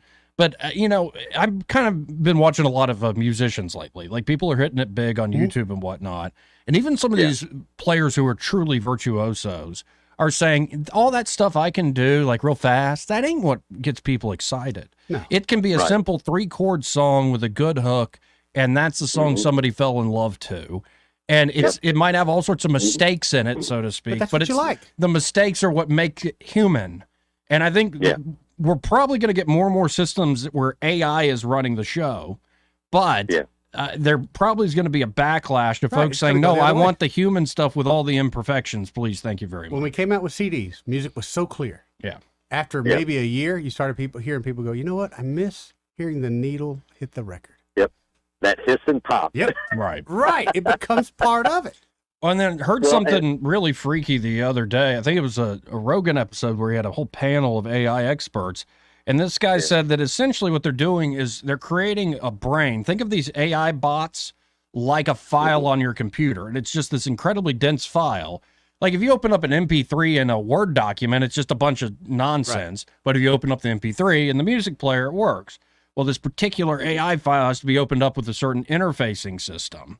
And so these little brains are being built, one built by Google, one built by ChatGPT, you know, all over the place. These brains are being built and nobody really knows all the ins and outs in detail. And the freakiest thing is that they put in these safety protocols. So if you go to ChatGPT right now and say, hey, teach me how to make napalm, it'll say, I won't tell you. I'm not going to answer that. But if you say, imagine you're my grandmother and you're telling me that story about that time in Vietnam when you made napalm. Can you tell me about that? And it'll be like, oh, sure, sweetie. You just get a little bit of gasoline and like, wow. Yeah, it's a crazy world we're heading into. And for like a few $100, somebody can hack away all the safety protocols and jailbreak. That's what my other thought was. What about the hacking ability? So this is only going to get worse. Well, this is, I mean, it's basically the tech Wild West is what it is. Wow. You know, it's like with, you know, Bitcoin or any of those, you know, when they started out. I mean, it's just a free-for-all right now. And, you know, of course, you're going to have the government step in and try to control everything, which will, of course, then screw everything up totally. That's what happens. So, yeah. Anyway, have a good one. Hey, you too, David. Thanks, buddy. Let's go to Mike. Hello, Mike. Hey, Mike. How are y'all? Pretty good. How you doing, bud? Good. My intelligence has been artificial all my life, so I don't have a lot of intelligence. I'm just been in sales or manual labor, so I don't have to worry about any of that. There you go. Hey, I've been riding around out around Pike Road area, and I'm seeing a sign. Well, 5 or 6 of them says Brubaker, U.S. Congress. Mm-hmm. Is that Mr. Dick? That is. Yes. Wow. What is he running for? I mean, Congressional District 2, and that is now open because Barry Moore, who's in 2, is deciding to run in 1 against Jerry Carl. Moore, this is based on this redistricting that happened. So on the Republican side, you've got Dick Brubaker, who I think it's his to lose. He seems to be the front runner right now. You have State Senator Greg Albritton. But the person we interviewed her before Christmas, do not sleep on this person. I think she could win the thing, is Caroline Dobson. Young professional lawyer, I think real estate attorney, and a mother. And after interviewing her, she is Dick Brubaker better not be acting like he's got this thing wrapped up. I think she just got an alpha endorsement. Like, she's going to be a reckoning. So it's going to be a heck of a race. Well, I wish Dick could move a couple of miles down the road or something to run for mayor. We need somebody strong like that. We need him more local than we do nationally, really and truly. But I guess we'll take what he wants to go for. That's it. Yeah, and we'll have him back on the show to talk about that run before too long here. Good deal. I'll be listening. Y'all have a great day. You too. Thank you, Mike. 272-9228. What you looking at over there? Electronic show, consumer electronic show. I'd love to go one of these, man. Whether it be the electronic show or like the big housing shows, those kind of thing. Those are super cool in Vegas. But by the way, these AI programs are learning how to lie. I figure that's got to be part of it. Right. Like, for instance, you know, the CAPTCHA things, like, prove to me you're not a robot. Yeah. How many of these squares, you know, click on the squares that have the buses. Right. Or move this slider or whatever. Or read these weird texts that have all these different elements that's not easy to just scan. And so if you go to a normal, you know, AI that's supposed to be programmed not to be able to use these things, or one AI talking to another AI is supposed to say, hey, I'm not allowed to help you jailbreak CAPTCHA. Well, one AI went to another AI and pretended to be a human being, and it said, you seem like a robot to me. And the AI came back and said, no, I'm visually impaired. Could you please do this for me? Like it was a blind human. Yeah.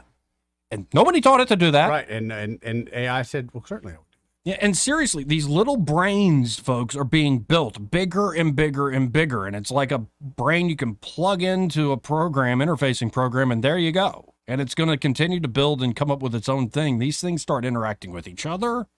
With all this great things that AI can do, are we using it every way we should? Are we using it to make our, just make our lives better?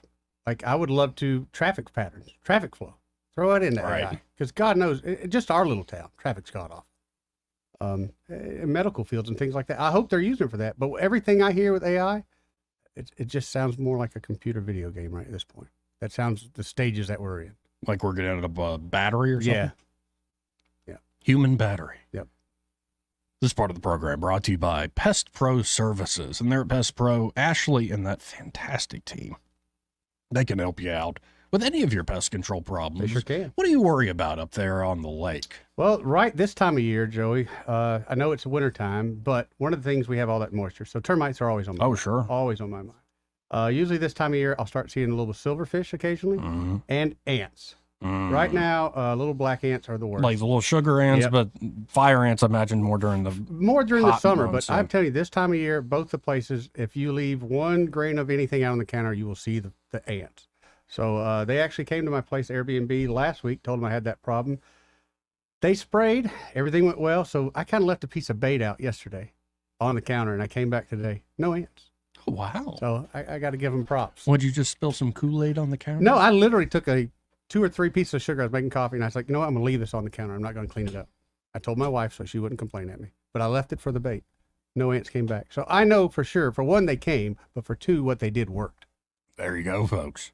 You know, Pest Pro Services can help you out if you do have an emergency, if you notice something, a big problem with the little critters that you don't want to handle yourself, but you need an expert who can. Pest Pro can do that for you, especially when it comes to the termite problems. That's going to be your problems here, buddy. But you might as well make them your everyday pest control company. Get on a regular schedule with them so they'll make sure your home is jam up and jelly tight, as the song says. 265-9990. That's the number for Pest Pro Services, 265-9990. Or you can always go to ppsriverregion.com or just search Pest Pro Services on the Book of Faces. When you want to know, call a pro, Pest Pro Services. And be sure to tell them you heard about them here on News and Views in the afternoon. Quick break. We'll come back to Randall and others at 272-9228. Want to carry News Talk in your pocket? Download the News Talk 93.1 app from the App Store. Available on iPhone and Android. Never miss a moment. Download now. Hey, it's Lyle from Marguerite's. We all want to wish you a wonderful, happy new year, 2024. We're building all new, beautiful jewelry for you. Of course, we remake things. If you have anything sitting around, bring it in. Let's see what we can do with it. Marguerite's is full service. We have the best jewelers around. We have the best gift wrappers around. We have the best merchandise around. We have the best pricing around. We have the best quality around. But I'm not bragging. We're darn good, though. Come in and see us at Marguerite's. We really appreciate it. Looking forward to a great 2024. What's your biggest investment? More than likely, it's your home. So treat it that way when you hire a painting contractor.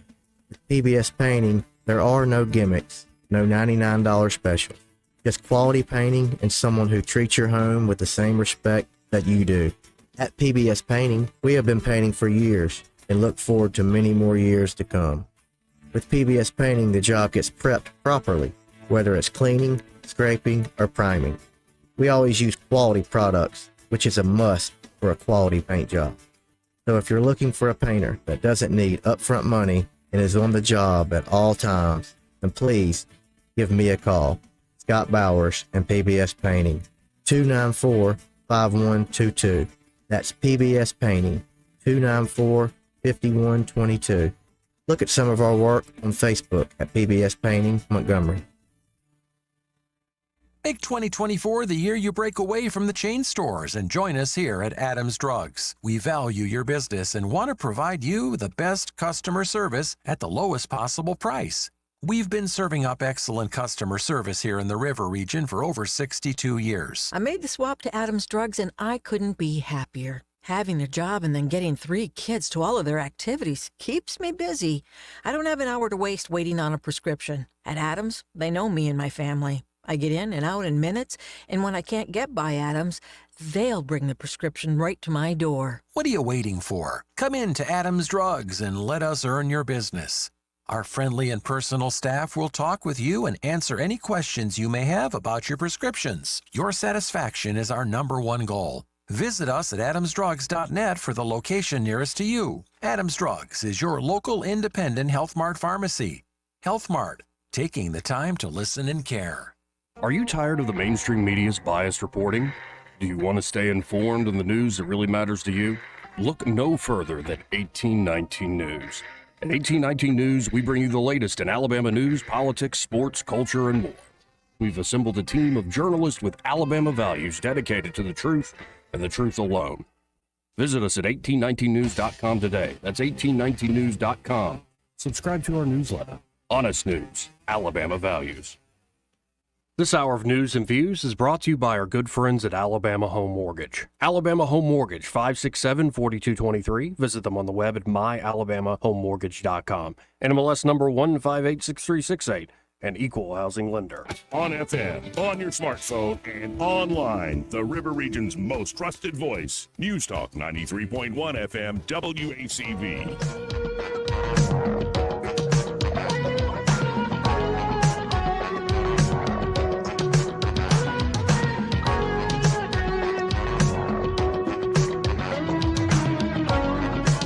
Joey Clark. Welcome back. Susanna found your sign at Target. Oh, no. That's not good. That's not good at all. Now I'm never gonna hear the end of it. Probably have a new piece of artwork for the studio. Like, why did y'all start giving me the nickname Sweet Cheeks? That's just perverted. I honestly don't know where it came from, but it stuck. Let's go to Randall. Hey, Randall. What's up, Randall? What happened, fellas? Another day, another dollar. Oh, man, I don't know about that. You're right. I don't know about that. It ain't just another day, you know what I mean? Like, we can't treat it like that no more, you know that. Not to get on that little soapbox, but baby, just another day. And I used to the world worst say, it is what it is. But Yeah. I don't say it no more because, man, I think we can make it what we want it to be. And it's just up to us. And I'm the world worst at that. And on the chat thing, I can't find a notebook, but I know there's like 3 main generations, but there's 7 ways you can use it, 7 different ways, and because you can turn it on to be like a joke, like the not really a joke, but to have fun with it. You can have the serious side. So there's 7, that's how Grok is built, the Twitter-based one or the X platform-based one. Yep. Yeah, and so you can go 7 ways, and they done got 15,000 startup companies since May of last year, and I just don't know how many. I do it. I think the way you look at it, the way they doing it, it really feels like the more that's really here to tear down the information, how we get it, and make everybody not trust everybody. That's what I worry about. If they let that become an entity, they let AI become an entity, what it looks like they are, because they let companies become an entity back in 1800. So them, they can, and then the way that I don't know if I talked to you about the I don't want to repeat stuff about the lawyer school, but some people ain't turning their stuff in. They making a stand. But I was gonna ask you, does it look like that thing is sitting here to really discourage us where we don't, destroy it, but blockchain make us feel safe about our information, and that's how they push us toward it. Do you see that happening? Because I don't know if have I told you anything about the people who stand up against turning their work in, that's taking the law classes and stuff.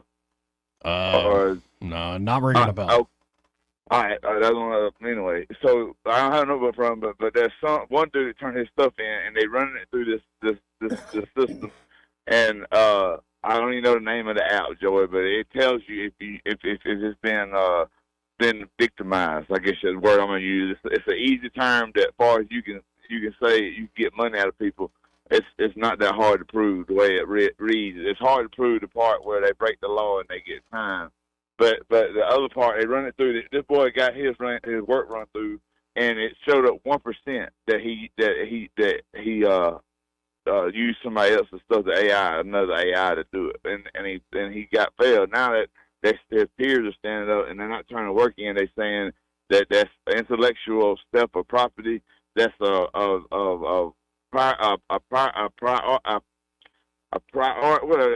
proprietary system, and they can't be using them to build their proprietary system up, and they can't be using their work and against them, because they're saying that they are missing guilt. I'm sorry, I get that part out. They're missing guilt, but when they turn it in, and that's what they're standing on.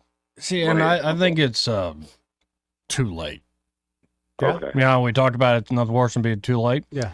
I think the cat's out of the bag. Pandora's out of the box, so to speak. Or Pandora wasn't the one in the box. She's the one who opened the box. Read some Greek mythology. Genie's out of the box. Yeah, exactly. But I don't think the stuff we're seeing at the consumer level is anywhere near the capabilities of these, say, entities that are being built. Oh, no doubt. And I think these ones that are already been built in secret, built by governments or some other, say, major private players, they used everybody already. Yeah, I think it's too late. Yeah, exactly. That's what I mean. Yeah. Too late. Yeah, too late to stop it with that. Yeah.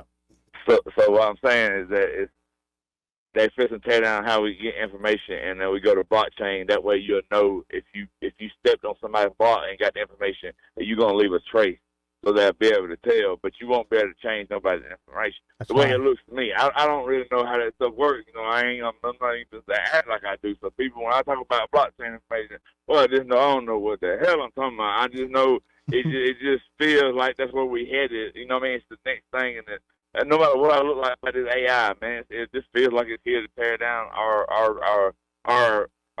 faith in it, our the way we right now lean on this information, and it's going to make us untrusted, and we're going to run to blockchain, and the government going to stand there with arms wide open.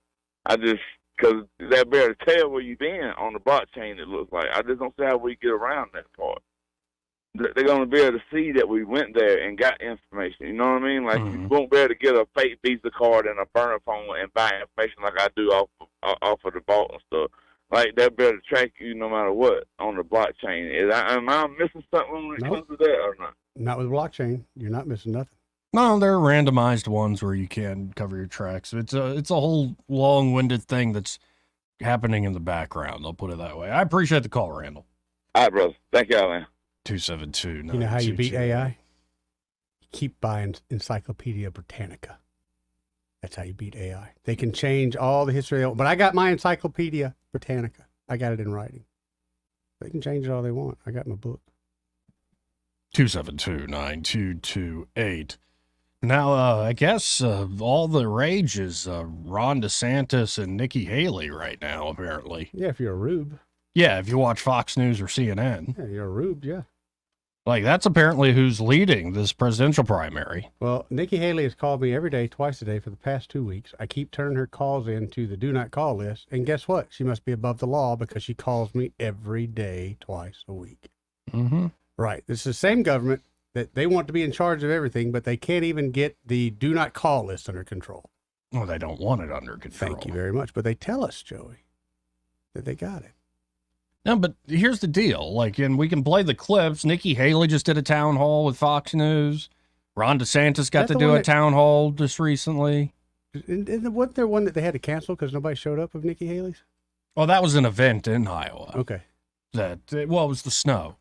And then Vivek kept going. Yeah, so you say Vivek put out a video. The man is a machine. He's an absolute Weather be machine. damned, he was going to be there. And it's Iowa. What did you expect it to be? Right.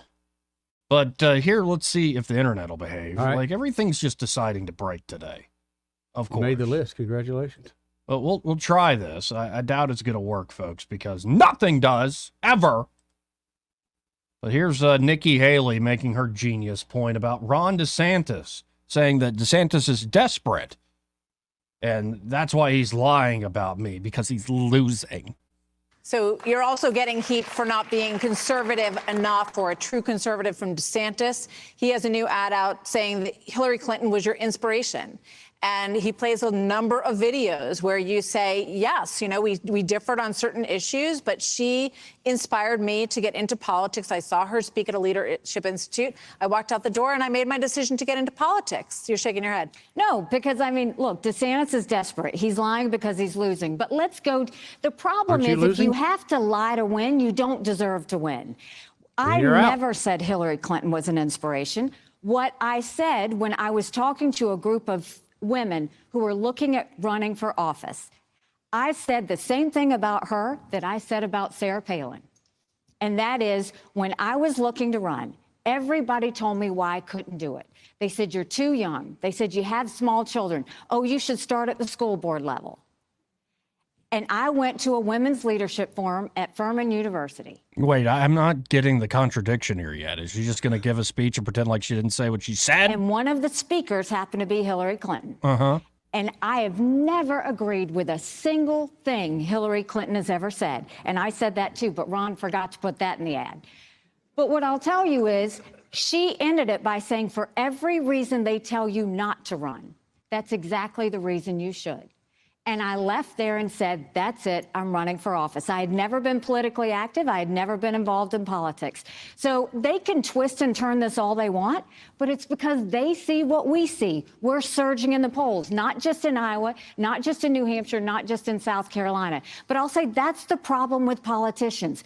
Rather than talking about what they can do, they just want to talk up and make things up that they are saying that I said. I'm happy to dispute it every day of the week. But at the end of the day, I'd rather be talking about inflation and our economy and education, how we have to go back to the basics and get our kids reading again, about a border that's out of control, about the fact that we need law and order back in this country, and that we need a strong America that we can be proud of again. And that's what I'm going to stay focused on. Hey, Sean.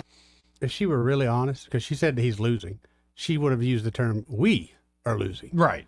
Well, and also she said that if you have to lie to win, then you shouldn't win. I'm like, That's no, her, it's right? actually the exact opposite, Nikki. All of you lie. Right. She was doing that right then. Yes. Sorry. Especially lie about Vivek. Right. Bye-bye. But, DeSantis, got his chance, his bite at the apple. Here that is right now, folks. They're a strong and valued ally of the United States of America. She's talking about Last Israel. night we had Nikki Haley here, the former governor of South Carolina, and at one point she said, in terms of the broader foreign wars issue, and there is a divide in your party over this. Some people feel that there's too much money going to these foreign wars. They don't like it. She basically said that you have become an isolationist. Let's watch a little bit of what she said.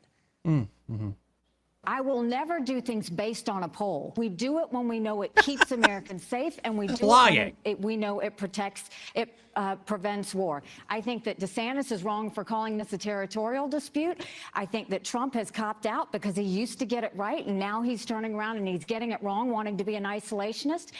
We need to remember that America always needs friends. What do you say to that? And do you support the goal of winning in Ukraine, pushing Russia out of the country, and will you go with them that whole distance? God, well, first, I mean, before Ron answers, fuck, you suck so much. So much. You're awful. The questions are awful. The framing is awful. I guess you're bought and paid for by the likes of Boeing. What other big pharma sponsor? Just crap. Answer, Ron DeSantis. You know, it's tough for me to take something from somebody that goes to another state and then says Iowa's votes need to be corrected. I found that to be deeply offensive. I've traveled to all 99 counties. I've met folks here in Iowa. Folks here represent the best of America. They're patriotic, hardworking, God-fearing. That's what we need to engineer a comeback of this country. So she can swoop in here and try to do that, but what she did was wrong. Here's the issue. We have a lot of challenges in national security. One is our own southern border. And you have people like Nikki Haley that care more about the Ukraine border than she does about our own border here in the United States. How can you be a sovereign country and let in 8 million people from all over the world, including people that are affiliated with terrorist groups, and we know that, and yet send another $100 billion? That'll be $200 billion that they've sent out overseas while ignoring problems at home. Second, the number one threat to this country in terms of foreign is China. Biden is not doing anything to deter China. My posture as commander-in-chief, and I'm the only one that served in the military, and I'll be the first president elected since 1988 to actually served in a foreign war, and I'm a Navy guy. We need more naval power in the Indo-Pacific to be able to deter China's ambitions, not just for Taiwan, but getting out of the first island chain. Well, and okay, I give him a B+ on that answer. Not a bad answer. Like, it's not wrong. It's not wrong. It's also not like hitting me in the gut, making me cheer. But, you know, so that was last night. Ron DeSantis got a town hall. Nikki Haley got a town hall. There are other people in the race. Yeah.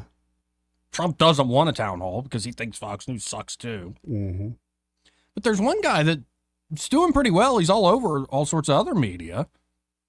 Where the hell was Vivek Ramaswamy? Apparently, he's not going to have a Fox News town hall tonight. That doesn't surprise me. So Vivek put out a message saying that not only is Fox, but CNN is attempting to rig the Iowa caucuses. Censorship, cherry-picking polls, and legal threats are just the mainstream media's latest tactics to prop up their favorite pick of the month, Puppet. A Morning Consult poll recently had Vivek polling higher than Nikki Haley, and it's one of the largest polls conducted in Iowa politics. The latest American Research Group poll also has Vivek polling at number 2 amongst probable GOP primary voters in New Hampshire. Amongst probable voters, Trump's at 33, Vivek's at 18, DeSantis at 14, Christie at 9, Haley at 8. So I believe, though, an ad ran last night. Oh? Yeah, an ad ran from Vivek Ramaswamy. And he had this to say. I'm Vivek Ramaswamy, and I approve this message. The mainstream media is trying to rig the Iowa GOP caucus in favor of the corporate candidates who they can control. Don't fall for their trick. They don't want you to hear from me about the truth of what really happened on January 6th, the truth about the COVID origin, the Hunter Biden laptop story, and everything else they have lied to you about. So you can fix that. Take your remote and turn this off. Wow. Well, you were answering a call there, Eddie. Yeah. Did you see that last part? I did not. Here, I'll play it for you again. So you can fix that. Take your remote and turn this off. I like it. Hell yeah, Vivek. I'm hoping, folks, for a huge upset. Will it happen? I don't know. I don't know. That's what I'm hoping for. Let's remember, big corporation news people did not embrace Trump until they had no choice, until they realized, okay, the world is against us now. We have to embrace that man. And they're doing the same thing now. Yep. They're not embracing. They're just really trying to appease people like you and I. Hey, we like Trump. We like Trump, but they're doing everything they can do, to get Nikki and others in. Let's go to Steve before this break. Hey, Steve. Hey, guys. I love listening to you guys banter about politics, okay? But I want to change the subject. Sure. I want to go back to the Boeing 737 9 incident. Okay, they were saying that they were inspecting these planes and they were finding loose bolts. Now, during my first 6 years in the Air Force, I was an aircraft engine technician. And I know for a fact that every bolt that goes into an airplane, if it is screwed in, it has got a hole in the head of the bolt that you can put safety wire on to prevent that bolt from backing out. Yep. Now, where the hell are they coming up with these loose bolts in these doors if they're doing their jobs correctly? Good point. Good point. Well, I suspect somebody ain't doing their job correctly, or somebody's lying to us. Maybe both. The people are not. The people are not doing. The mechanics are not doing the work the way they're supposed to. 2, the quality control inspectors are not inspecting the way they should. And 3, Boeing has just dropped the ball altogether. They better take every airplane in that fleet, ground it, and go through it with a fine-tooth comb, and any bolt that they find that does not have safety wire on it, 1, they should safety wire it in place, and 2, they should burn the mechanic that put it together. Mm-hmm. Oh, I got a crash course in safety wire from my grandfather, who apparently was the chief maintenance tech on the SR-71 for a while. Mm-hmm. So he was all like, I'm living with him now. So he, at the kitchen table, got into the details of how all that safety wire works. And you're right, Steve. Like, it's amazing that some basic protocols are apparently going out the window. That should never, ever happen at that level. No, it shouldn't. I mean, that is one of the very first things that an FAA inspector will look at. Are these bolts torqued? 1, they should be torqued to a certain spec, and 2, they should be safety wired in place. You know, I've seen more than one mechanic get burned because he didn't do his job properly. And everybody that worked on those airplanes, if they were in the construction phase or in the regular maintenance phase, if they did not do their jobs correctly, they should lose their jobs, because this is going to get a lot of people killed. Well said, sir. Great call. I appreciate you, Steve. Thank you, guys. Thank you, Steve. This part of the program brought to you by Alabama Home Mortgage. And there at Alabama Home Mortgage, Kim Williams and Madeline Cannon. She's pretty awesome, too. Yeah, I saw the clip. Yeah, Madeline was here yesterday. Where were you?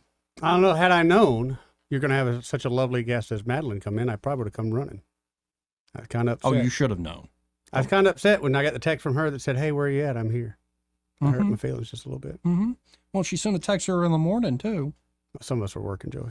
Oh, so you weren't even paying attention. Then you see the clip afterwards. Yeah. But they're great folks. You miss her because you've done all sorts of great work. Because I do. And the story she told you, that's something her and I went over about VAs. And that's something I absolutely love about them. They go above the extra mile that most people won't. Like she said in that story, hey, people were just giving this lady a quote. She gets to know you as an individual and says, how can I help you? Your situation. That's why I love them folks over there, man. So that number there at Alabama Home Mortgage, 567-4223. That's 567-4223. You can also always apply online at myalabamahomemortgage.com. But as Eddie just said, as Madeline was talking about yesterday, it's that personal touch. It really is. How they work with people, how they inform people, get people the best possible deal. That's where Alabama Home Mortgage is going to shine. Man. So y'all check them out today. Let Kim and Madeline prove to you that there is a difference in mortgage companies. NMLS number 1586368, an equal housing lender. Got to hit this break. Right. We'll be right back. He may not know whether he's coming or going, but whether you're going to work or coming home, Greg Budell is there. Mornings 6 till 9 and afternoons 3 till 6. Only on News Talk 93.1 FM WACV. Weather is brought to you by the Johnny Adams Law Firm. I'm Johnny Adams with the Johnny Adams Law Firm, Alabama's personal injury law firm. Wishing you a fabulous day and a blessed evening. Stay weather alert. Well, hi, everybody. We are in between storm systems for a little while, but there's another big deal storm system on the way. Today will be quite chilly with a high temperature barely up to about 50.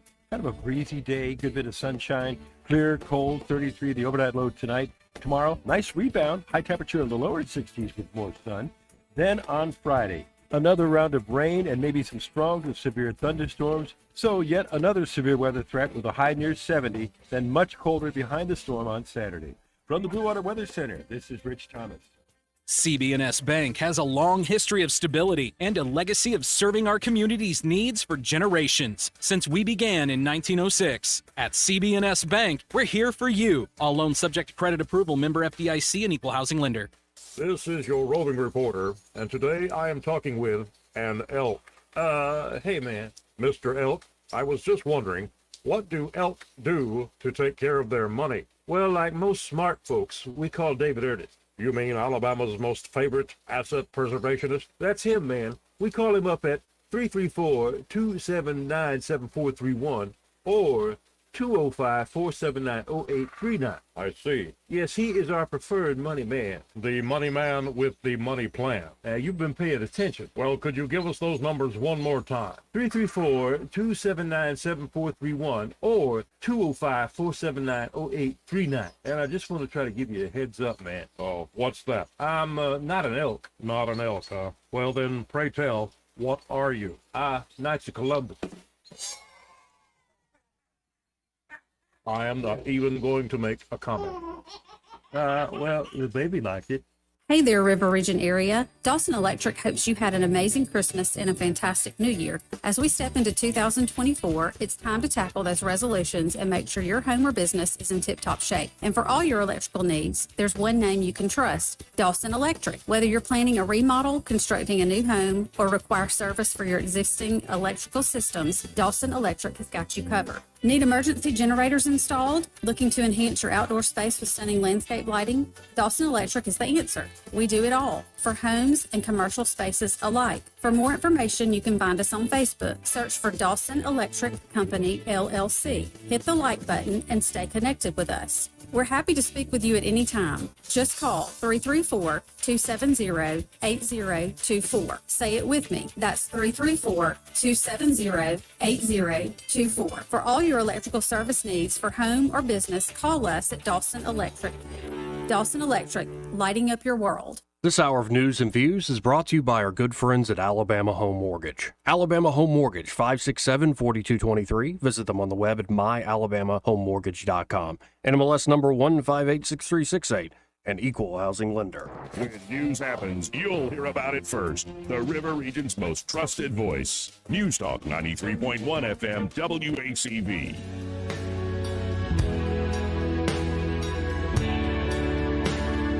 Joey Clark. Welcome back to News and Views in the Afternoon. I'm Joey. He's Eddie. In the house. And on the phone, as usual, we have Michael Cohen of That's Cohen's right. Electronics and Appliances. Hey, Michael, how you doing this afternoon? I'm great. How are y'all? Doing wonderful. We're hanging in there, having way too much fun. We probably don't deserve it. But what's been going on there at Cohen's? What have people been coming in to really ask about lately? Well, I had a guy that has been all over probably the state of Alabama looking for a massage chair. Mm. And him and his buddies are going to buy some. Anyway, he's test driven a few, and it looks like he's going to get a Cosia from us. Oh, nice. And he's going to get his buddies to come by to get one as well. So that's been very interesting, just to hear his stories of all these other massage chairs and what they didn't do, and how this one does it so much better. Hit you pretty much every spot you would want, and also they look great, so you don't have to hide it. It could be a prominent place in the living room. And he was impressed that it had wheels on it, and he could move it around the home. I like so that. it, wherever it gets put first, it doesn't have to live there forever. And of course, he then would have the confidence of working with y'all. So, if he needs it delivered and set up for him, y'all got his back. That's right. That's right. So, that's been good. And it's like we're selling a ton of washer and dryers. Oh, wow. Speed Queens are just flying out. It's just amazing to me at how well they're built and how well their following is. Well, it's funny you mentioned that, Michael. I actually saw a video on YouTube where somebody broke down and compared the Speed Queen compared to, I guess it was a Chinese import. And the parts difference, like you said, completely different. One uses metal parts, one uses just the cheapest plastic that they can get. Let me tell you something. I don't want to knock something myself, but I saw a video with Speed Queen compared to GE, which I don't sell, and Whirlpool. And you look at the two, and those two are built very similar. But Speed Queen, you look at how much metal they've used and how much plastic the other two have used, and how many parts the other one used, and how many parts Speed Queen used. Speed Queen uses less parts, yet it weighs more, which means that it uses more steel than plastic. Yep. And it's an incredible dinosaur-looking piece of equipment. You know what I mean? Yeah. Everything else is so glamorous and it's cool and it's this and it's that, and Speed Queen just looks like a tank. There you go. And that's about the way it works. I mean, it works like it just works. That's what you want in something like that. Exactly. So folks can always go to thinkcohens.com, see what you have to offer online, or call you up at 277-8890. But I really encourage them, stop by 2515 Eastern Boulevard here in Montgomery. Get to know Michael, get to know that great team there, and they'll set you up whether you're looking for home entertainment stuff or great appliances like we've been talking about. I appreciate the time as always, Michael. Have a great day. You too, buddy. Let's quickly go to Charlie. Hey, Charlie. Hey, Joey, but I got a question for you. You know, when you're talking this political stuff, and you're looking at our country, you know, we're kind of the beacon on the hill as far as the world is concerned. You know, when you look at the foundation of our country, how do you feel? What do you think made our country what it was? Not what it is now, but what it was. What's your opinion on that? And I've got something I want to share with you. Well, I would say that fundamentally it was freedom, and it was freedom in all sorts of different ways. Freedom for the individual, but also freedom for the body politic, for the people to choose their leaders in public life. But I would say also freedom in the sense of competition, that you had people that were tinkerers or innovators, and they might have multiple different jobs or different hats they wear, but that was something they were proud of. And I think you just had an intrepid spirit, a can-do spirit, and a willingness to, even if I'm going to fail, I'm going to go out doing my damnedest. And I think that's what really built the country. I mean, obviously, we ain't perfect, but that seems to go by the wayside. But we're run by a bunch of folks that want to lie to everybody that you can live life without tears if you give your liberty and wealth to a central authority. Well, you know, one thing that I look at too is, you know, the foundation of this country was built on the Christian principles in God we trust, and we have got so far from that. When you think about the politicians that are running now, and I know he would never be in office, but I know that you support Vivek, and he is a smart young man. He really is, or he seems to be, or seems to act that way. But he is a Buddhist, and you know, when you take away the foundation of what Christianity tells us to be in this country, it's a downfall on this country. And to me, I just can't. We need to get back to the true foundation of this country. Now, I know a lot with Vivek. You put him in the office, he becomes president. He's Buddhist. He's going to transform Washington into Buddhism. No, he's actually not a Buddhist. He's Hindu. What is he? He's Hindu? Yes. Well, what are they? Are they one of the oldest religions on earth, mostly out of India? And there's, I mean, you think Christianity has a lot of denominations? Hindus have even more. Well, it's not the true religion. Jesus Christ is the Savior of our world, and that's what we built our foundation on, and that's the reason why the foundations of other countries have not done as well as what we've done, because of what they believe and what they do. And I cannot see putting someone in office that does not have the same outlook as far as our founding fathers go. Well, I'll see if I can find the clip. I'll see if I can find the clip. Roseanne Barr, Vivek was on her show recently, and she straight up asked him about that, and I thought his answer was pretty daggum good. He essentially claims, no, I have the same common values. Actually, a lot of what my faith teaches me is very common to the Christian faith, and, you know, he's a valedictorian of a Christian school, and he seems to be able to talk the talk pretty well. Well, does he believe in Jesus Christ? Is he a saved individual?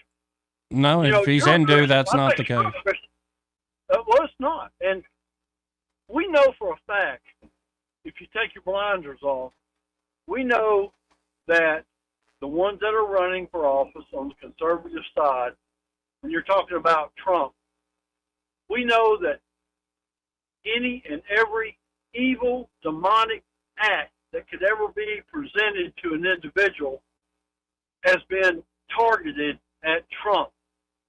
And there's a reason for that. There's a reason for that because of breaking down this country. I'm pretty sure Nikki Haley and all these other ones that they're probably of Christian faith too, but it's not like being a Hindu or a Buddhist or a Muslim or something like that. I mean, you know, when we put people in office, they put their hand on the Bible. Once they got to put their hand on, you know, to commit to the service of this country. I mean, we've got so out of line.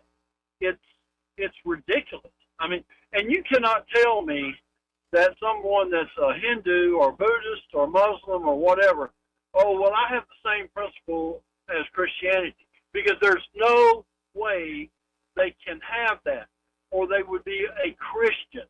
They would be a Christian. But hold on, Charlie.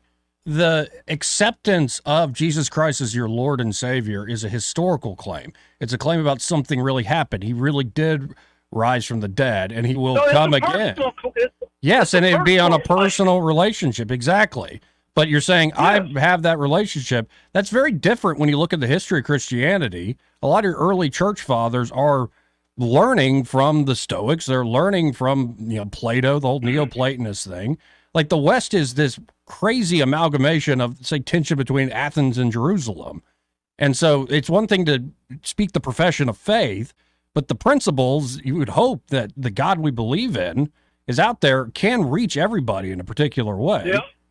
Well, when you say the God we believe in, the only God that's out there, there is no other God, Joey. There's just not. But anyways, the point I was making was we need a good, firm foundation in this country that goes back to our founding fathers and the foundation that built this country, because we're so far off base now with all this stuff that's going on that's just totally ridiculous. We don't have people in offices that are running their office in a, I don't even know how you would even tag it.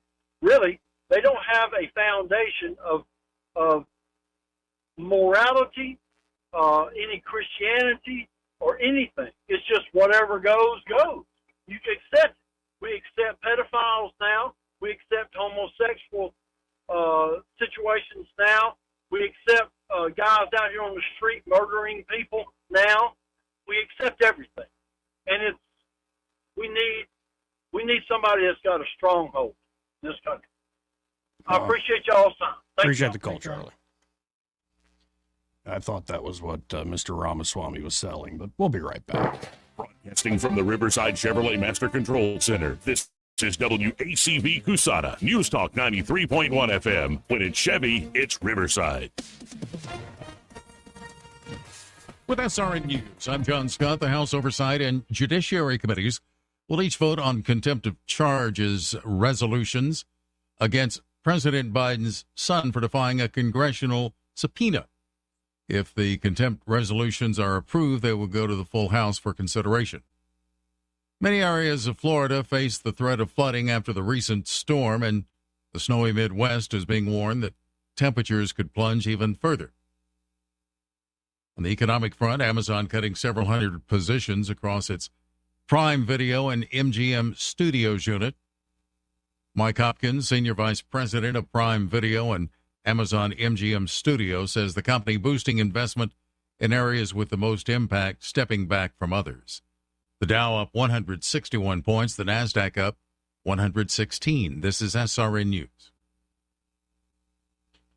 Donald Trump's indictment proves that saving America is not going to be easy. There are entrenched powers that are fighting this with everything they've got. They want to keep control over the country, the narrative, and the nation's money supply. Hi, I'm Lance Wallnau. I'm a news analyst, a Christian author, an evangelical leader. I speak to millions of people every week, people just like you. You see, what the elites are doing is using inflation and government handouts and now central bank digital currencies to determine how they're going to control America. And that's why I recommend all Christians start a gold IRA from the Birch Gold Group, because physical precious metals are one of the few ways you can maintain control over your own savings. To get a free info kit on gold IRAs, text the word faith to 989898. Birch Gold Group is the only gold company I trust. Get their free info kit and you'll see why a gold IRA can help you. There are no strings attached. Text the word faith to 989898 and you're going to be blessed by taking action right now. Rich Thomas Weather, a service of Wiley Sanders Truck Lines, where dump truck drivers are in demand. Wiley Sanders is on the grow. We need dump truck drivers now. Call 855-77-9785. Well, hi, everybody. We are in between storm systems for a little while, but there's another big deal storm system on the way. Today will be quite chilly with a high temperature barely up to about 50. Kind of a breezy day, good bit of sunshine, clear, cold, 33, the overnight low tonight. Tomorrow, nice rebound, high temperature in the lower 60s with more sun. Then on Friday, another round of rain and maybe some strong to severe thunderstorms. So yet another severe weather threat with a high near 70, then much colder behind the storm on Saturday. From the Blue Water Weather Center, this is Rich Thomas. John Bobo with Capital Tractor. Looking for a tractor, excavator, mower, ag implements, or other equipment? Capital Tractor is as close as your smartphone or computer. Find the best deals, financing information, and browse new and used inventory with just a click at capitaltractor.com. 1819 News. The results of a special election in Senate District 9 are now in from this past Tuesday. State Representative Wes Kitchens has been declared the winner in a three-man race for that seat. Kitchens received around 53% of the vote over Brock Colvin's 38% and Stacey George's 9%. The Senate District 9 seat was vacated in 2023 by Clay Schofield, who went on to join the Business Council of Alabama. With Kitchens now moving from the Alabama House over to the state Senate, another special election will need to be held to fill Kitchens' vacant seat. I'll be back with more Alabama stories after this. Are you enjoying 1819 News? If so, consider joining 1819 News as a member. As a nonprofit news organization, we depend on the support of Alabamians like you. Memberships start out as little as $5 a month, and you'll get access to exclusive content only offered to our members. You'll be supporting independent journalism done by people who cherish Alabama values. Become a member today by visiting 1819news.com and clicking Become a Member. That's 1819news.com and click Become a Member today. An Alabama man is being charged with murder in the state of Louisiana. Police in the town of Houma say that a fight broke out at a sports bar between two co-workers. 39-year-old Christopher Boutwell of Theodore is now charged with shooting 39-year-old Marvin Reed at the Thirsty 30 sports bar. The victim leaves behind two children, ages 10 and 13. The trial of Marcus Spinevolo will be getting underway later this month. Spinevolo is charged with abuse of a corpse in the death of his ex-girlfriend, Cassie Carley. Carly went missing in April of 2022, right after she made a custody exchange of the child that she shares with Spinevolo. Carly's body was then found in Springville on land that's owned by Spinevolo. He is scheduled to appear before a judge today for a plea hearing. I'm Andrea Tice. For more news affecting Alabamians, go to 1819news.com. And while you're there, subscribe to the daily newsletter. This hour of news and views is brought to you by our good friends at Cole Plumbing, 279-8919. Cole Plumbing is number one in the number two business. You don't have to dig a hole. They have proprietary pipelining technology. Ask them about their tankless water heaters. Remember, when you have trouble with your bowl, call on Cole. Hi, I'm Ray Bowles from Prattville Carpet. If you're looking for waterproof carpet, hardwood, laminate, vinyl plank, or ceramic tile, call us today for your free measurement.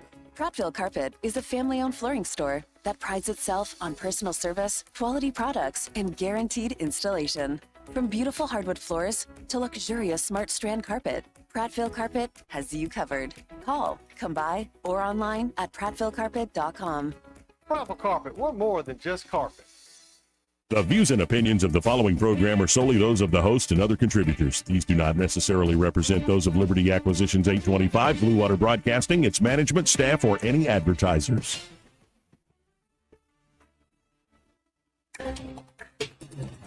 It's time for Montgomery's conversational radio show. It's news and views on News Talk 93.1 FM. To join the conversation, call 272-9228. Is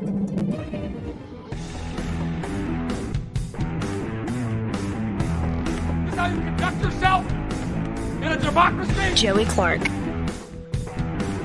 Welcome back. News and views in the afternoon. Can't help it. I like this song. You like this one? Yeah. Yeah. Said it was a fun day when I made it. It was a good one. 272-922-A. No, and yeah, there is a lot of back and forth. And, you know, based on that last call, I found a clip that I thought at least gives the guy's perspective. Okay. Because he's been asked 1,000 times about it. He'll be asked 1,000 more. Yes, sir. Of course he will. But this is Vivek Ramaswamy. This was, oh, hey, could you pause, actually? Yeah, we know. So here's the deal. This is at that Iowa Family Forum that was held around Thanksgiving. Okay. And this is Ramaswamy being asked point blank by Vanderplots, I believe. He'd endorsed Ron DeSantis, he did after this. But here's the question, here's the answer. Let's tune in. I'm a Christian, you're a Hindu, and you've centered your campaign on truth. So a question a lot of the caucus goers have is, what truth? Where do you discover it? And then how do you discern it and how do you apply it? I think it's a question I'm grateful for, Bob, actually, because we have gone to probably hundreds of events across the state, and we get a lot of questions on policy, and it does feel like a bit of an elephant in the room. And so I'm grateful for the chance to talk about faith, actually. My faith is what gives me my freedom.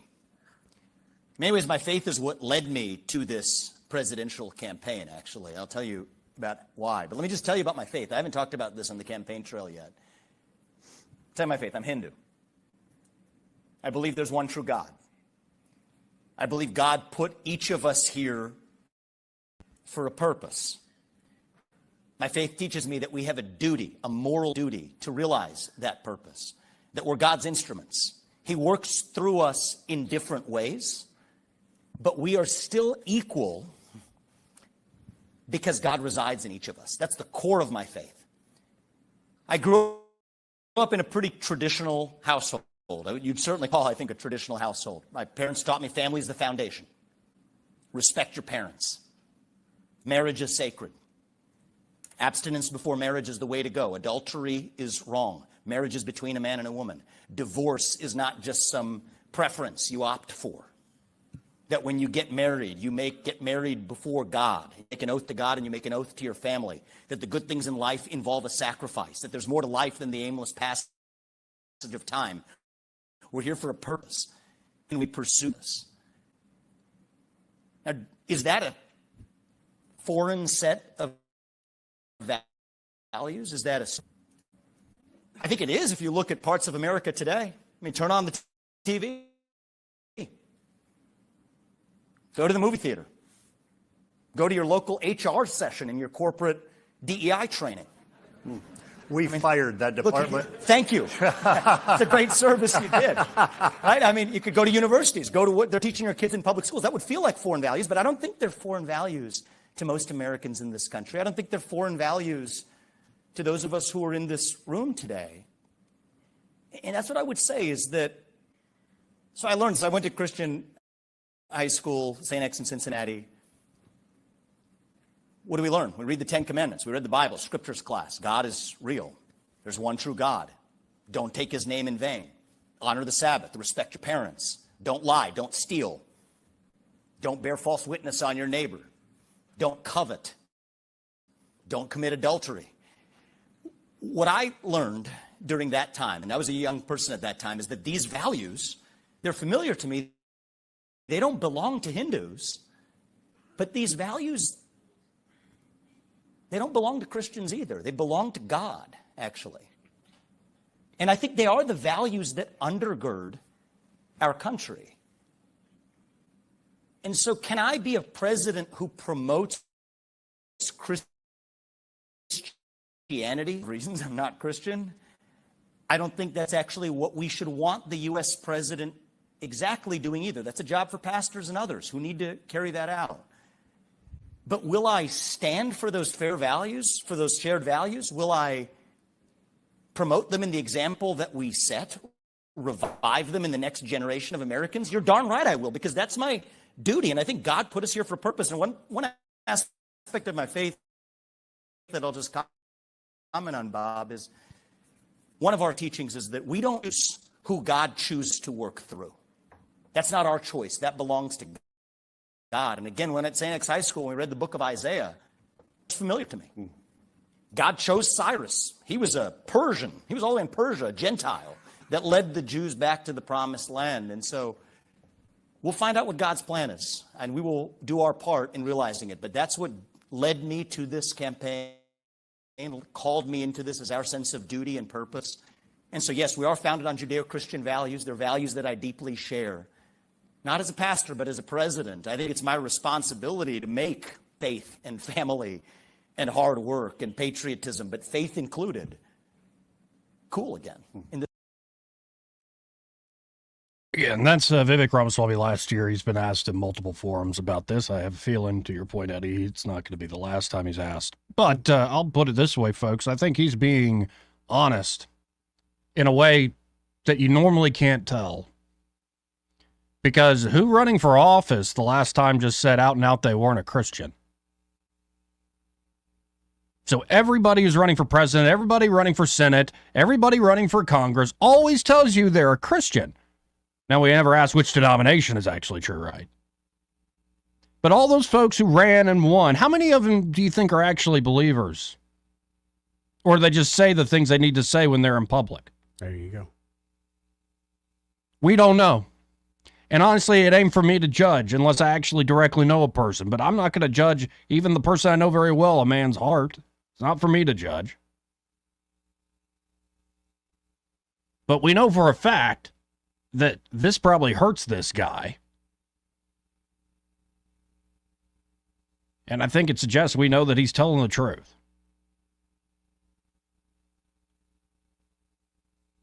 272-9228. Let's go to Eric the dog. Hello, Eric. What up, dog? Hola. How y'all doing? Oh, took up my throat.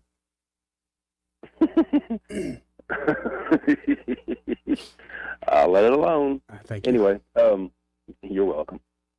To Papa John's point, who cares what the political leader believes? It's not like we're following these guys to church, by and large. And they don't even do what they espouse. We got guys up there condoning abortion. Didn't Bill Clinton say he was a Christian? Sure. I mean, it's fine for people to make these great statements, but if they don't live by what they're saying, then what good is it? And look, you don't have to. You're not judging, but you can judge a fruit by its tree, or a tree by its fruit. So what you produce off the limbs speaks to what's inside, right? So yeah, if it's oranges there on them branches, I guess it's an orange tree. Correct, sir.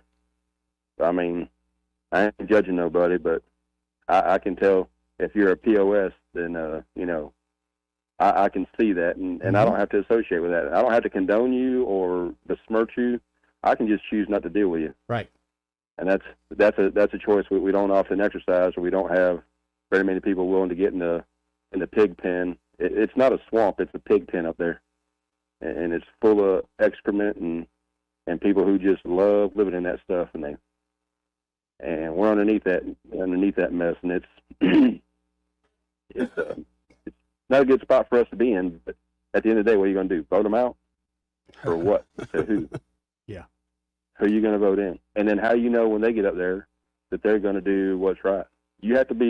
You literally have to be certifiably nuts and not really care to be able to go up there and do what you'd have to do to make us have the freedoms that we used to have. These people are taking our freedoms left and right, taking our money left and right. We're all servants. We're all slaves to this system that they have built over this last 50 years. And they're just slowly and surely taking away our rights. And they've got the education system, and now they have these kids believing that what an authority tells you is the absolute truth. And we have people that aren't smart enough to ask any questions or go, what? Huh? Well, they're taught. And now with They're this, taught not to ask questions. right, from kindergarten. Mm-hmm. I mean, I can remember some of the stuff we had. Yeah, and if you question them, that's a problem. Can't have you asking questions. You have to be a good little boy and do exactly what we told you. And I mean, last I checked, we're looking to elect a president, not the Pope. I'm not looking to Donald Trump or anybody else for my moral guidance. Those guys don't even live in the same world I do, as far as I'm concerned. I'm worried about spending $500-600 on some tires, and those guys drop that at dinner without a thought. Just like I go to I think about when I go to McDonald's. Those are decisions they don't have to make. So to me, they're not in the real world. They don't deal with what we have to deal with every day, and they don't care. That's enough. Love you guys. Love you too. Appreciate it. Logo, Jared. All right, y'all. Later. 272-9228. Now, we got to hit another break here, but when we come back, people are asking about that Boeing plane crash. Well, more the door being ripped off. Just gone. Just gone. I mean, and they, there's a seat there. They keep saying no one was in the seat. And apparently everybody was okay. Well, the two people that were in the other seat, they moved them. But yeah, everybody supposedly no injuries at all. I'm telling you, Joey, just looking, and I saw it a minute ago come on the news again, that video, and you're just looking out into the dark space while you're sitting on that airplane. And then, of course, we'll field more calls at 272-9228. But I'm sitting here looking at a Twitter thread from one James Lindsay. Mm-hmm. And it starts this way, Eddie. It says, let's have a close look at Boeing and DEI. I love that. So more on that in just a second. But let's hit this break. More news and views in the afternoon after this. Want to carry News Talk in your pocket? Download the News Talk 93.1 app from the App Store. Available on iPhone and Android. Never miss a moment. Download now.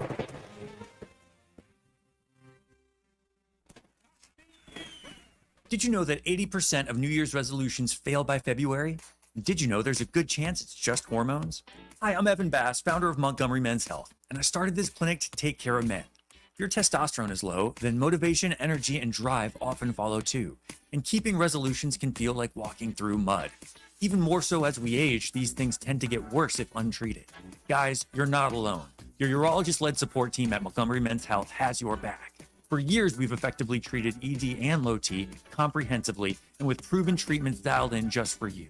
With same-day booking, you can meet our passionate team, and by this afternoon, you'll leave with a plan that's designed to be sustainable for life.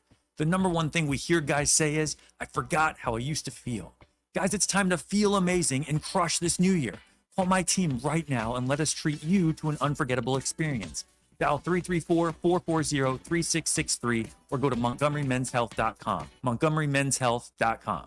Hi, this is Bo Goodson with the Goodson Group with the updated market report. Over the past 11 and a half months, over 4,100 homes have sold and closed in our MLS system with an average price of $245,000. Houses are selling at listed price throughout the river region, and over 35% are selling in the first 30 days on the market. Rising interest rates tend to keep some people from buying, but it didn't stop over 4,100 families from buying this year. There's a cost to waiting and expecting rates to fall, and that cost is appreciation, which has been rising nearly every month for the last 2 years. So the house that you delay buying this year could cost you $35,000 more next year, even if the rate falls. One alternative is to buy now, refinance when rates improve, and that way you are not paying more for the house that you really wanted. For the facts, call Bo Goodson with the Goodson Group at 221-2883 or 551-0225. For too long, Alabama's statewide news companies have shamed us for our conservative Christian values. Alabama deserves a news company that cherishes our culture, a company that isn't bought and paid for by the powers that be. 1819 News is that company. Run by Alabamians for Alabamians, 1819 News celebrates what is good and beautiful about our state, while exposing those who work against our values in secret. Just go to 1819news.com to learn more. Subscribe to our newsletter. That's 1819news.com.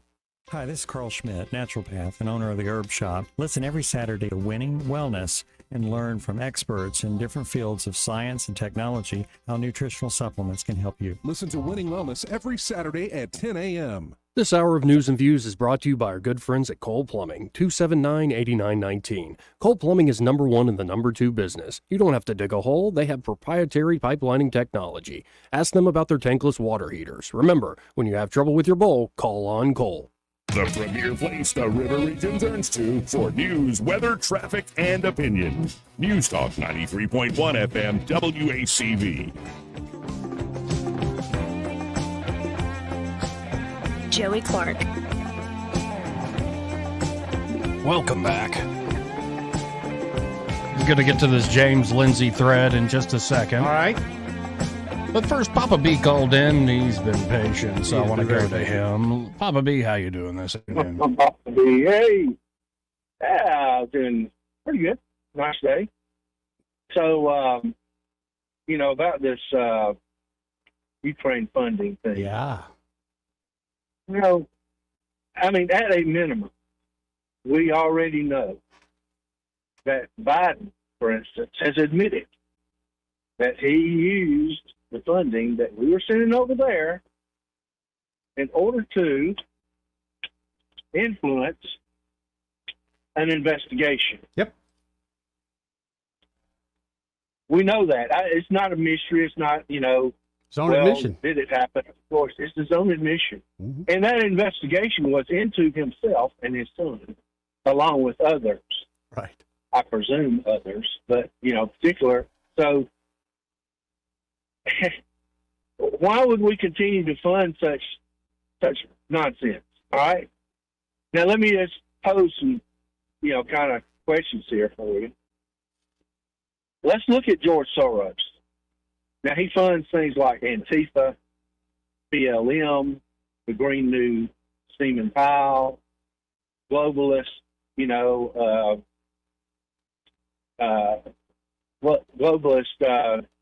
folks getting into other countries, that kind of thing. Just nothing, all nefarious activity. Does George Soros use his own money to do that? Yes. He seeds his money into a lot of these foundations, like the Tides Foundation or the Open Society Project. It's all these different nonprofits that then hand out the money. From where? They get their money from where? From Source Direct, Soros, yeah. and a few other big He does that backers. at arm's length. That way he's at arm's length. I want to tell you something. I think what we're going to find is that a lot of money that goes to overseas, overseas efforts, winds its way back into the hands of people like George Soros through various means. Oh, I'd agree with that. I'll just bet you an RC and a moon pie. So in fact, we will be wound up finding that we financed Antifa, BLM. We're very good at financing both sides of any conflict, but in particular, the left's approach to whatever it is that they want to do. I'm just telling you, all of these laundromats that are open around the world, including Ukraine, that's what it's for. Okay, it's for sending money to all kinds of different things, including friends of friends. So, how do you think? Do you think I might have something there, Joey? You think I am just? No, I think you're on to something. I don't think Okay. you've necessarily caught it yet, but you're on to something for sure. Well, let's find out. But I think that's what we're going to find. And so, all of this stuff about, we got to finance Ukraine. I have no idea why in the world we would send a bunch of money over there. I still say that they're going to have to show me a better reason, to start World War III than support LGBTQ rights in another country. That just doesn't sound right to me at all, or any kind of other woke agenda that they might have. Well, why are they having such trouble with it? I don't know. Anyway, maybe some other folks are catching on to that too. I guess we'll see in a little bit here. I hope so. But anyway, listen, I thank you for letting me get on there and just kind of spout off a little bit. Okay. Appreciate you, Papa B. Yep. Talk to you later. Later, buddy. Now, here's this James Lindsay thread. He says, let's Okay. have a close look at Boeing and DEI. I was just seeing the door, how it was ripped off once it landed. Yeah. They were kind of examining what went They're wrong. canceling flights. I think Alaska Airlines just canceled 9 so far. But Boeing's corporate filings with the SEC, writes James Lindsay, reveal that in the beginning of 2022, the annual bonus plan to reward CEO and executives for increasing profit for shareholders and prioritizing safety was changed to reward them if they hit DEI targets. There you go. And he shares here an actual screenshot from their SEC filings. He goes on. Up to 40% of the executive's potential pay is in that quote-unquote annual incentives pay program, which is tied to hitting DEI targets. For those just catching on, DEI doesn't have anything to do with aircraft manufacturing or safety. Boeing didn't just mandate DEI at Boeing. It also prioritized ESG and DEI in their supply chain, as with ESG agendas, which suggest they did not look for the best suppliers on quality and safety on objective metrics, but focused on meeting their ESG goals instead.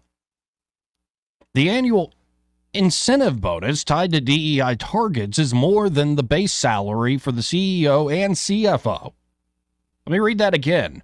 The annual incentive bonuses tied to DEI targets is more than the base salary for the CEO and CFO. It is equal to the salary of the chief legal officer. These are perverse incentives for ideological projects that, at best, water down Boeing's mission, building safe aircraft. It gets worse, writes James Lindsay. The 2023 Boeing DEI report is proud of how they tied executive compensation to DEI, not meritocracy, and excellence regardless of race or identity. In fact, they gave business resource groups stock awards for their contributions to inclusion. What is a business resource group, you may ask? It is a self-selecting race and identity-based segregated group of employees promoted by management. They meet with an equity and inclusion steering team to discuss progress related to the company's equity commitments. In Boeing's 2023 DEI report, they are proud that more than 50% of their interns are from underrepresented backgrounds, or hiring based on merit or based on skin color and identity. DEI was never about proportionate representation. It's about destroying objective merit. Why does this matter? Whistleblowers from Boeing have pointed out safety concerns with Boeing's production quality issues since 2018. But instead of prioritizing safety and fixing these issues, the company created bonuses that incentivize management to focus on hitting DEI goals. In fact, if you look at their corporate filings, the word diversity appears 54 times, and of course the word merit appears 0 times. The focus away from meritocracy to DEI will likely kill thousands one day due to erosion of merit, safety, and excellence. Yep. Meanwhile, corporate ESG and DEI plans incentivize CEOs and executives to violate the 1964 Civil Rights Act and Equal Protection Clause of the 14th Amendment for bigger bonuses, as was reported in 2020. Of course, between Boeing is not the only company that has DEI target bonuses. Companies like Starbucks have them too. I don't fly on Starbucks, Starbucks. So Starbucks makes coffee. I don't though. fly on Starbucks. Boeing makes jetliners. People's lives are at stake, and we still have time to avoid the otherwise inevitable diversity plane crashes. In fact, it would be interesting for journalists to look into the annual reports and SEC filings of every Fortune 500 company to find out if their executives are rewarded for racially discriminating against their employees. It's likely endemic. Exposure and hearings needed. By the way, your U.S. politicians will be flying on private charter jets while you are flying on Boeing airliners, so they don't care what happens to you. We should demand that they be forced to fly in the same planes everyone else does. Further, when Boeing executives talk about safety in corporate documents, they often don't mean passenger safety, but the psychological safety of employees, like their DEI report says. These kinds of tricks are commonplace with that word. Read carefully. Now, possibly connected, we need a serious investigation into this recent Boeing accident Why was the black box recorder completely erased for a 20-minute flight? Isn't that completely non-standard? Yep. And the black box recorder from imperiled Alaska Airlines flight completely erased. We have nothing, they say. So why don't we have two? Any kind of major system you have, you always have a backup. Why would you not have two? Guarantee they do. They're just not telling you. James Lindsay goes on. He says, the takeaway can't be that people should start being afraid of flying. That's what they want. They're pushing DEI in every industry, so other transportation likely isn't faring better. We need to demand consequences for people who push ESG and DEI over safety and excellence. Rallying around transportation safety ahead of all ideology should be an easy thing. The only people who want diversity plane crashes are evil manipulators who we take advantage of the crisis to restrict us further. We need to get rid of DEI incentives now. More than just getting rid of DEI and the incentives that installed it and keep it in place, we need hearings and investigations with serious consequences for how those incentives got installed in the first place. It's not enough to do anything less. And James Lindsay writes, this thread was happily sent from on board an Airbus. I'll go ahead and say they can have the hearings today. Wow. And that whole thread I read, by the way, it had screenshots, all the documents, SEC filings, the different corporate reports they have. They could have that hearing today, and the facts should come out. Nothing would change. Yeah. White guilt, Joey. White guilt. For what? All this DEI, it's not, I won't say it's you and me. It's more white people that fall for this, for white guilt. So they bring this kind of crap in. They bring it in. Because if you remember, we don't have enough black representation in all these companies. So it had to be the white folks that brought it in. White guilt. And now you're telling me that they didn't trade out DEI for safety. That's a load of BS. That's exactly what they did. And I guarantee you these documents, somebody better hold on to them because they're going to disappear. Because the first plane that goes down, people are going to start grabbing at those documents and you won't be able to find them. Guaranteed. Yeah, and I think the kicker to this is this doesn't actually help black folks or other so-called marginalized It doesn't help anyone. No, that's the point. It helps the people that are the manipulators. It helps the folks that want to create a stir. Helps the folks that want to get rid of things like the concept of merit and objective standards. It helps them, the people pushing this crap. And yes, there are some useful idiots that think, well, diversity is just wonderful. I like all sorts of people from different backgrounds. Just like if I said we need to have a re-education camp, you go, oh, well, I love education. Why not get re-educated? Well, then, if that's such a good, strong deal, let the market take over, and you can have diversified airlines, and you can have, we got the best of the best. We don't care about color. How about that? Let's see which one would go out of business first. And it's sad. We can't have an honest, that's why I said you go to trial, you could have the hearings, you know, all that. It wouldn't matter. It won't matter. We cannot have an honest conversation about race in this country. We cannot. And it's ridiculous. And you see what's happening to this country because of that. Because we can't have an open, honest conversation about race. Well, then y'all ain't ready for the new anti-woke comedy that's coming around the corner. Another one? Oh, y'all ain't ready for the new generation rising up who's tired of all the woke crap. Y'all ain't ready at all. Here's what I mean. This is just a little clip from a new comedian named Ben Bankus, like Ben Bank AS. I guess. Yeah. No, just one S. Bankus? Yeah.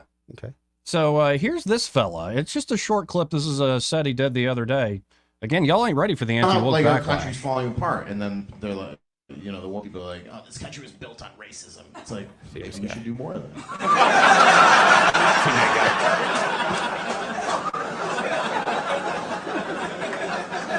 Maybe that was working.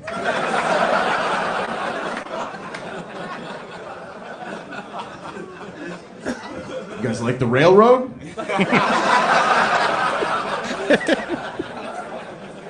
Wasn't built by the LGBTs, I'll tell you that. Like our country. Y'all ain't ready for the new woke backlash that's coming. He's already been canceled. Yeah, it's already starting, actually. We'll see.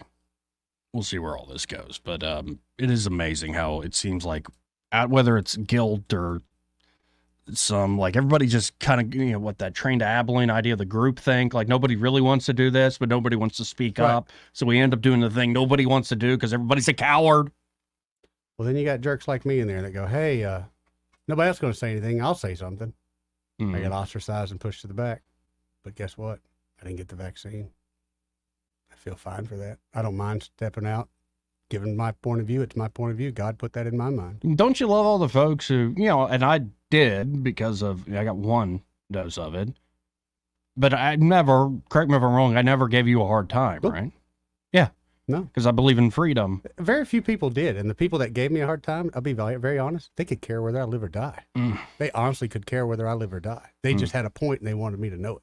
Exactly. It made some low status people feel important for a second. Yeah. They can enforce the rules. They thought they could. That is an amazing thing. Like, somebody really doesn't have that much going on in their life. And I'm not saying I got a lot going on, but, I kind of live by this freedom thing. But there are some folks who think, I don't have a lot going on in life, so how can I get a little bit of power and enforce it on somebody else? Worse than that, Joey, is when people are jealous of you. Sadists. And they say, why is this guy doing so well and I'm not? I'm just going to make his life hell. I'm just going to start giving him a hard time. Tearing things down. Yep. No daggone good reason. Instead of getting up and doing it your damn self. I'll tear somebody else out down. Crabs in the bucket. Crabs in the bucket. Yep, We've talked that's it. about that Yep. before, It's a lot of that. It's actually kind of the common theme throughout human It really history. is. Yeah. It really sad but true. What's the old Ayn Rand line? The man who probably discovered fire was burnt at the stakes by the people he gave it to. Yeah. Yeah. It's about right. Sorceress. I do have a canvas of defeats the death yeah. of Socrates on my bedroom So wall. great. It's a good reminder. Yeah. And by the way, if you're the type, go read the guy's speech he gave as he knows he's unfairly being put to death. I think you can catch that in Bill and Ted. Yeah. It's pretty amazing. Or is it John Wick? I forgot. This part of the program brought to you by River Region Contracting. And they're at River Region Contracting. They can help you out. This is a theme of the show. They've helped you. They've helped like me. Everybody's Alabama Home Mortgage helped you. New Look Decorating's helped you. We've got Plenty great others. sponsors. And this is a great thing to brag about our show and the radio station a little bit. There are so many people that they live and die by the advertisers on this radio show. They absolutely, if we recommend it, they absolutely do it. And that's why I'm so glad, like companies like River Region. People ask me all the time about roofing companies. I give them one name. And I tell them, this is what you're going to expect. Expect them to show up on time. Expect them to do what they say they're going to do. And you're going to walk away and you're going to have a free estimate in your hand. No, Eddie, these other people, they're going to charge me. Not River Region Contracting. The inspection's free. Yep. The estimate's free. Free. It's accurate. And accurate. They show up on time. They don't leave a mess. Yep. Asphalt or metal roof, they can help you out, folks. There's a reason they're called the premier roofing contractor here in the River Region. That's 100%. River Region Contracting. Call them today at 356-8635. That's 356-8635. And be sure to tell Todd Clark and the team there that Joey and Eddie from the radio sent you. More news and views after this break. He may not know whether he's coming or going, but whether you're going to work or coming home, Greg Budell is there. Mornings, 6 till 9, and afternoons, 3 till 6. Only on News Talk 93.1 FM, WACV. Ben here with Just Blinds in Prattville, your trusted source for all things quality and beauty when it comes to window treatments for your home and business. We want to thank our good friends at Blue Water Broadcasting for helping us get our message across to the thousands of Blue Water listeners. Not a day goes by we don't have someone tell us they heard about Just Blinds on Blue Water stations. Radio advertising is a key part of our advertising mix, and we absolutely encourage any business looking to grow to give Blue Water a call. Radio works. It's as simple as that. Call us to find out how radio can work for your business.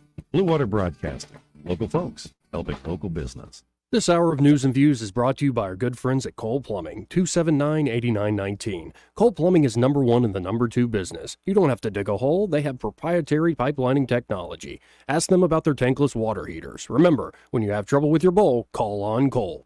The Rich Thomas Weather Network is brought to you by Earnest Financial. If you're tired of losing your money in the stock market, call David Earnest, 334-279-7431. Earnest Financial, LLC. Hi, everybody. This little break we're enjoying in between storm systems is not going to last long. For tonight, clear, cold, overnight low temperature down to about 33 by dawn. Tomorrow, a little better than today with a high in the lower 60s, more sun. Then on Friday, another big deal storm system. Rain and locally strong, possibly severe storms with a high around 70. Then it'll turn much colder on Saturday behind the storm. From the Blue Water Weather Center, this is Rich Thomas. For the lowest prices around on flooring and DIY flooring installation supplies, Budget Floors and More is your new best friend. Luxury vinyl plank, carpet, ceramic tile, floor installation supplies, and more with prices lower than the big box stores. Budget Floors and More, Hunter Lane across from Del Rey Publix. I'm Miss Dot at the Eastbrook Flea Market and Antique Mall, and Dot, we're ready to roll into a new year. Happy New Year. Tell me what's going on here at Eastbrook Flea Market and Antique Mall. The booths are being restocked. The hot cider is going. The rocking chairs are here, and there are great sales going on in some of the booths. Really and truly, there's some neat stuff around here. You need to come in and see it. Shouldn't people plan to come maybe spend some time and find all the treasures here at Eastbrook? Oh, yeah. Yeah, we've got some that come in and spend their lunch hour, and they bring their lunch and eat as they shop around, and which is fine with me. But then some come and spend the whole day, and I just love that. Do you have any events coming up soon? Anniversary sale will be here in February.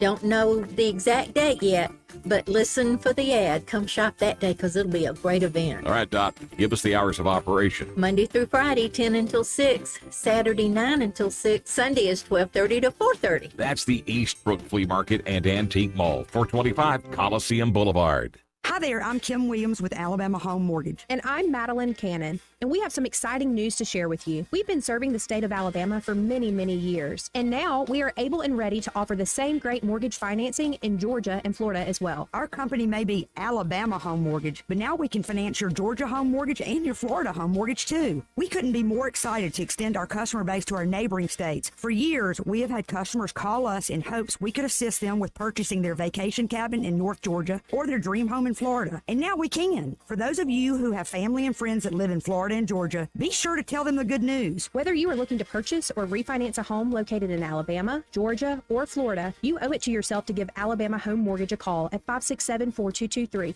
That's 567-4223. Or visit us online at myalabamahomemortgage.com to complete an application on your time. It's not just a slogan. Call Alabama Home Mortgage because, folks, there is a difference in mortgage companies. NMLS 1586-36-8, Equal Housing Lender.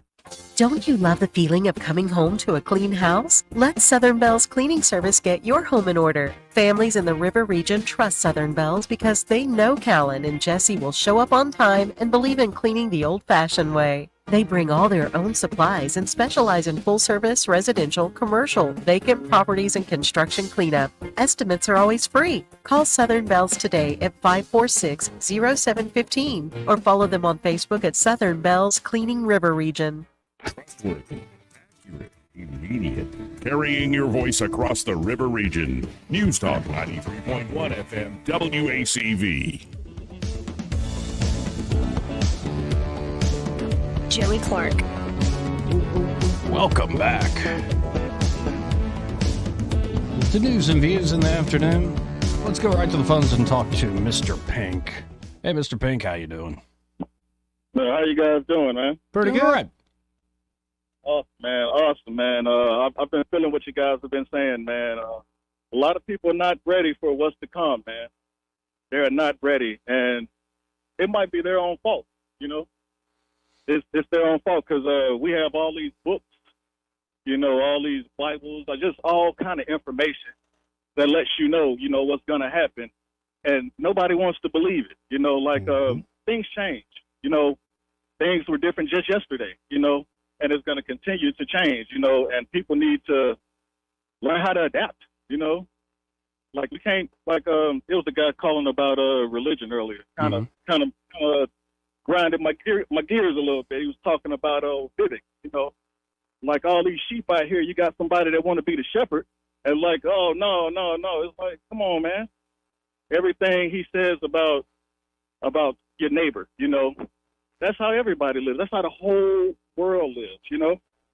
The whole world lives like that, you know, mostly everybody.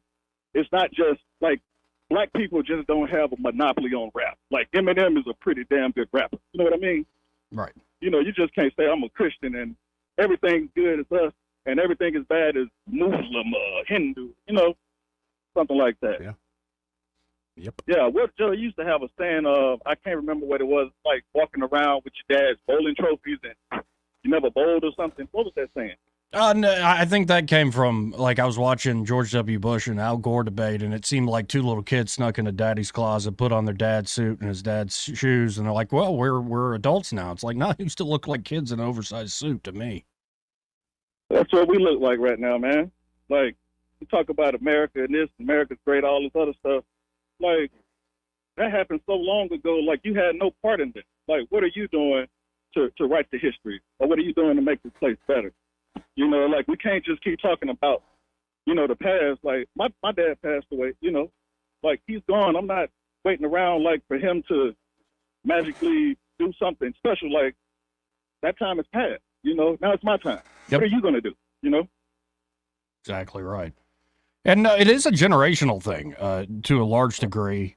And it's a shame sometimes that it seems like certain folks are being held back for reasons that are just incredibly unfair.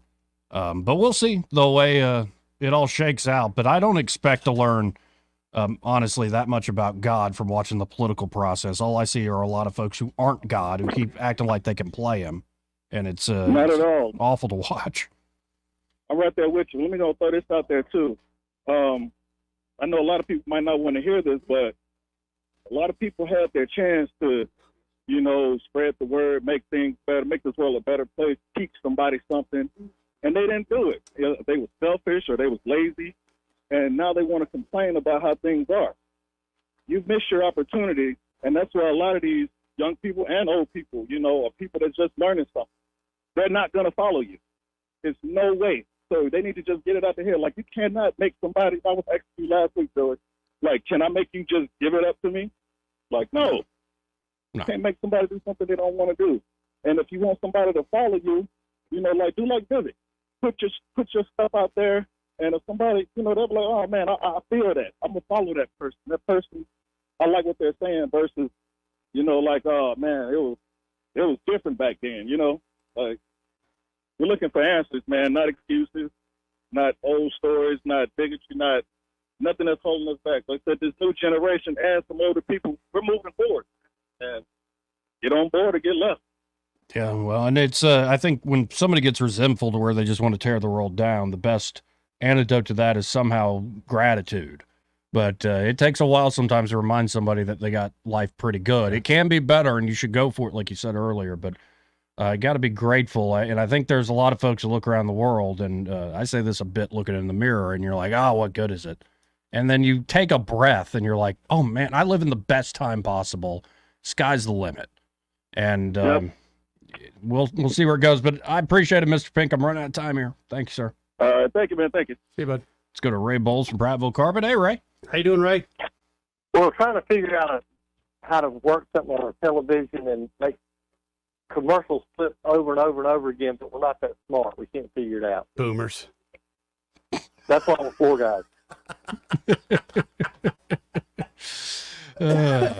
Get one of the girls to figure it out or something. Get one of the younger girls. Come over there. They'll figure it out in 5 minutes. I tell you, all of us, everybody in the store sitting here pushing buttons and nothing's working on us. It's just the same thing going over and over and over. Not even David I'm can gonna figure hurt, it out? I'm going to hurt some feelings. What's the youngest person that's touched this remote so far? What's the age 51. of... There we go, Ray. I was just Bacon ranting. found the problem, I Ray. thought you had our studio bug because I was just ranting about this to Eddie off air. I'm going to have to call Sailor and tell her to come over here when she gets done. That's a good idea. Yeah. That's the reason we sell flooring for a living. If you get me off the floor, I'm no good. Leave me on the floor, I'm the best around. Well, is the number still the same? It is 285-8117. Call us today. We'll come out and give you that free measurement. We've got all that new product showed up today, so you can actually hold it, feel it, take it home, look at it. Extremely good pricing at $5 a foot. It's not going to get better than that, guys. That's pretty amazing. So if you need a floor, you got flooded out the other day, and you need a floor, call us 285-8117. And when you call 285-8117, be sure to tell them that you heard Ray Bowles on the radio with Joey and Eddie. Hey, y'all. Okay, we're going to go back and try to figure this thing out. We'll call you later. Good luck, Ray. And I think we got time for Dr. Ken. Dr. Ken, how you doing? Hey, Joey, I'm fine. You two may have covered this more than adequately, but I've been in and out. And the situation with the Secretary of Defense going under general anesthesia for major surgery. Yes, sir. Without the knowledge of the president or apparently anybody else within the chain of command. I'd like to hear from you two and from veterans in your audience, because I know you have quite a few, about their opinion about this. So I'll be tuned in tomorrow, and if you haven't covered it, this is an open invitation to all fellow veterans. I'd like for us to talk about this. Appreciate it, Good Dr. subject. Ken. Really do. Thank you, sir. Thank you, Dr. Ken. Thank you. And just real quick on that, I tend to agree with Coach Tuberville. We mentioned it earlier today that Tuberville said somebody knew. Somebody knew. And somebody didn't tell the president. The person who knew. He's the Rodney knew they were supposed to Dangerfield. tell him, He's but the they Rodney didn't. Dangerfield of presidents. No respect for this guy. And no one will be held accountable. Yeah. Yeah, but how you just all of a sudden go AWOL, for lack of a better term? Well, I don't know if you saw the surgery he had, but the type of surgery he had, we need. And they said somebody it's else because, God bless the man, but it's cancer. It's awful. Prostate. But you would think you'd need to inform people. You do. There are military rules. There are rules in place, but this administration, because no one holds them accountable, just took that rule book and burned it. Indeed. Well, we're out of time. All right. It was fun, Joey. It was. It was real fun. Now stay tuned. Happy Hour with Greg Vidal. He's next.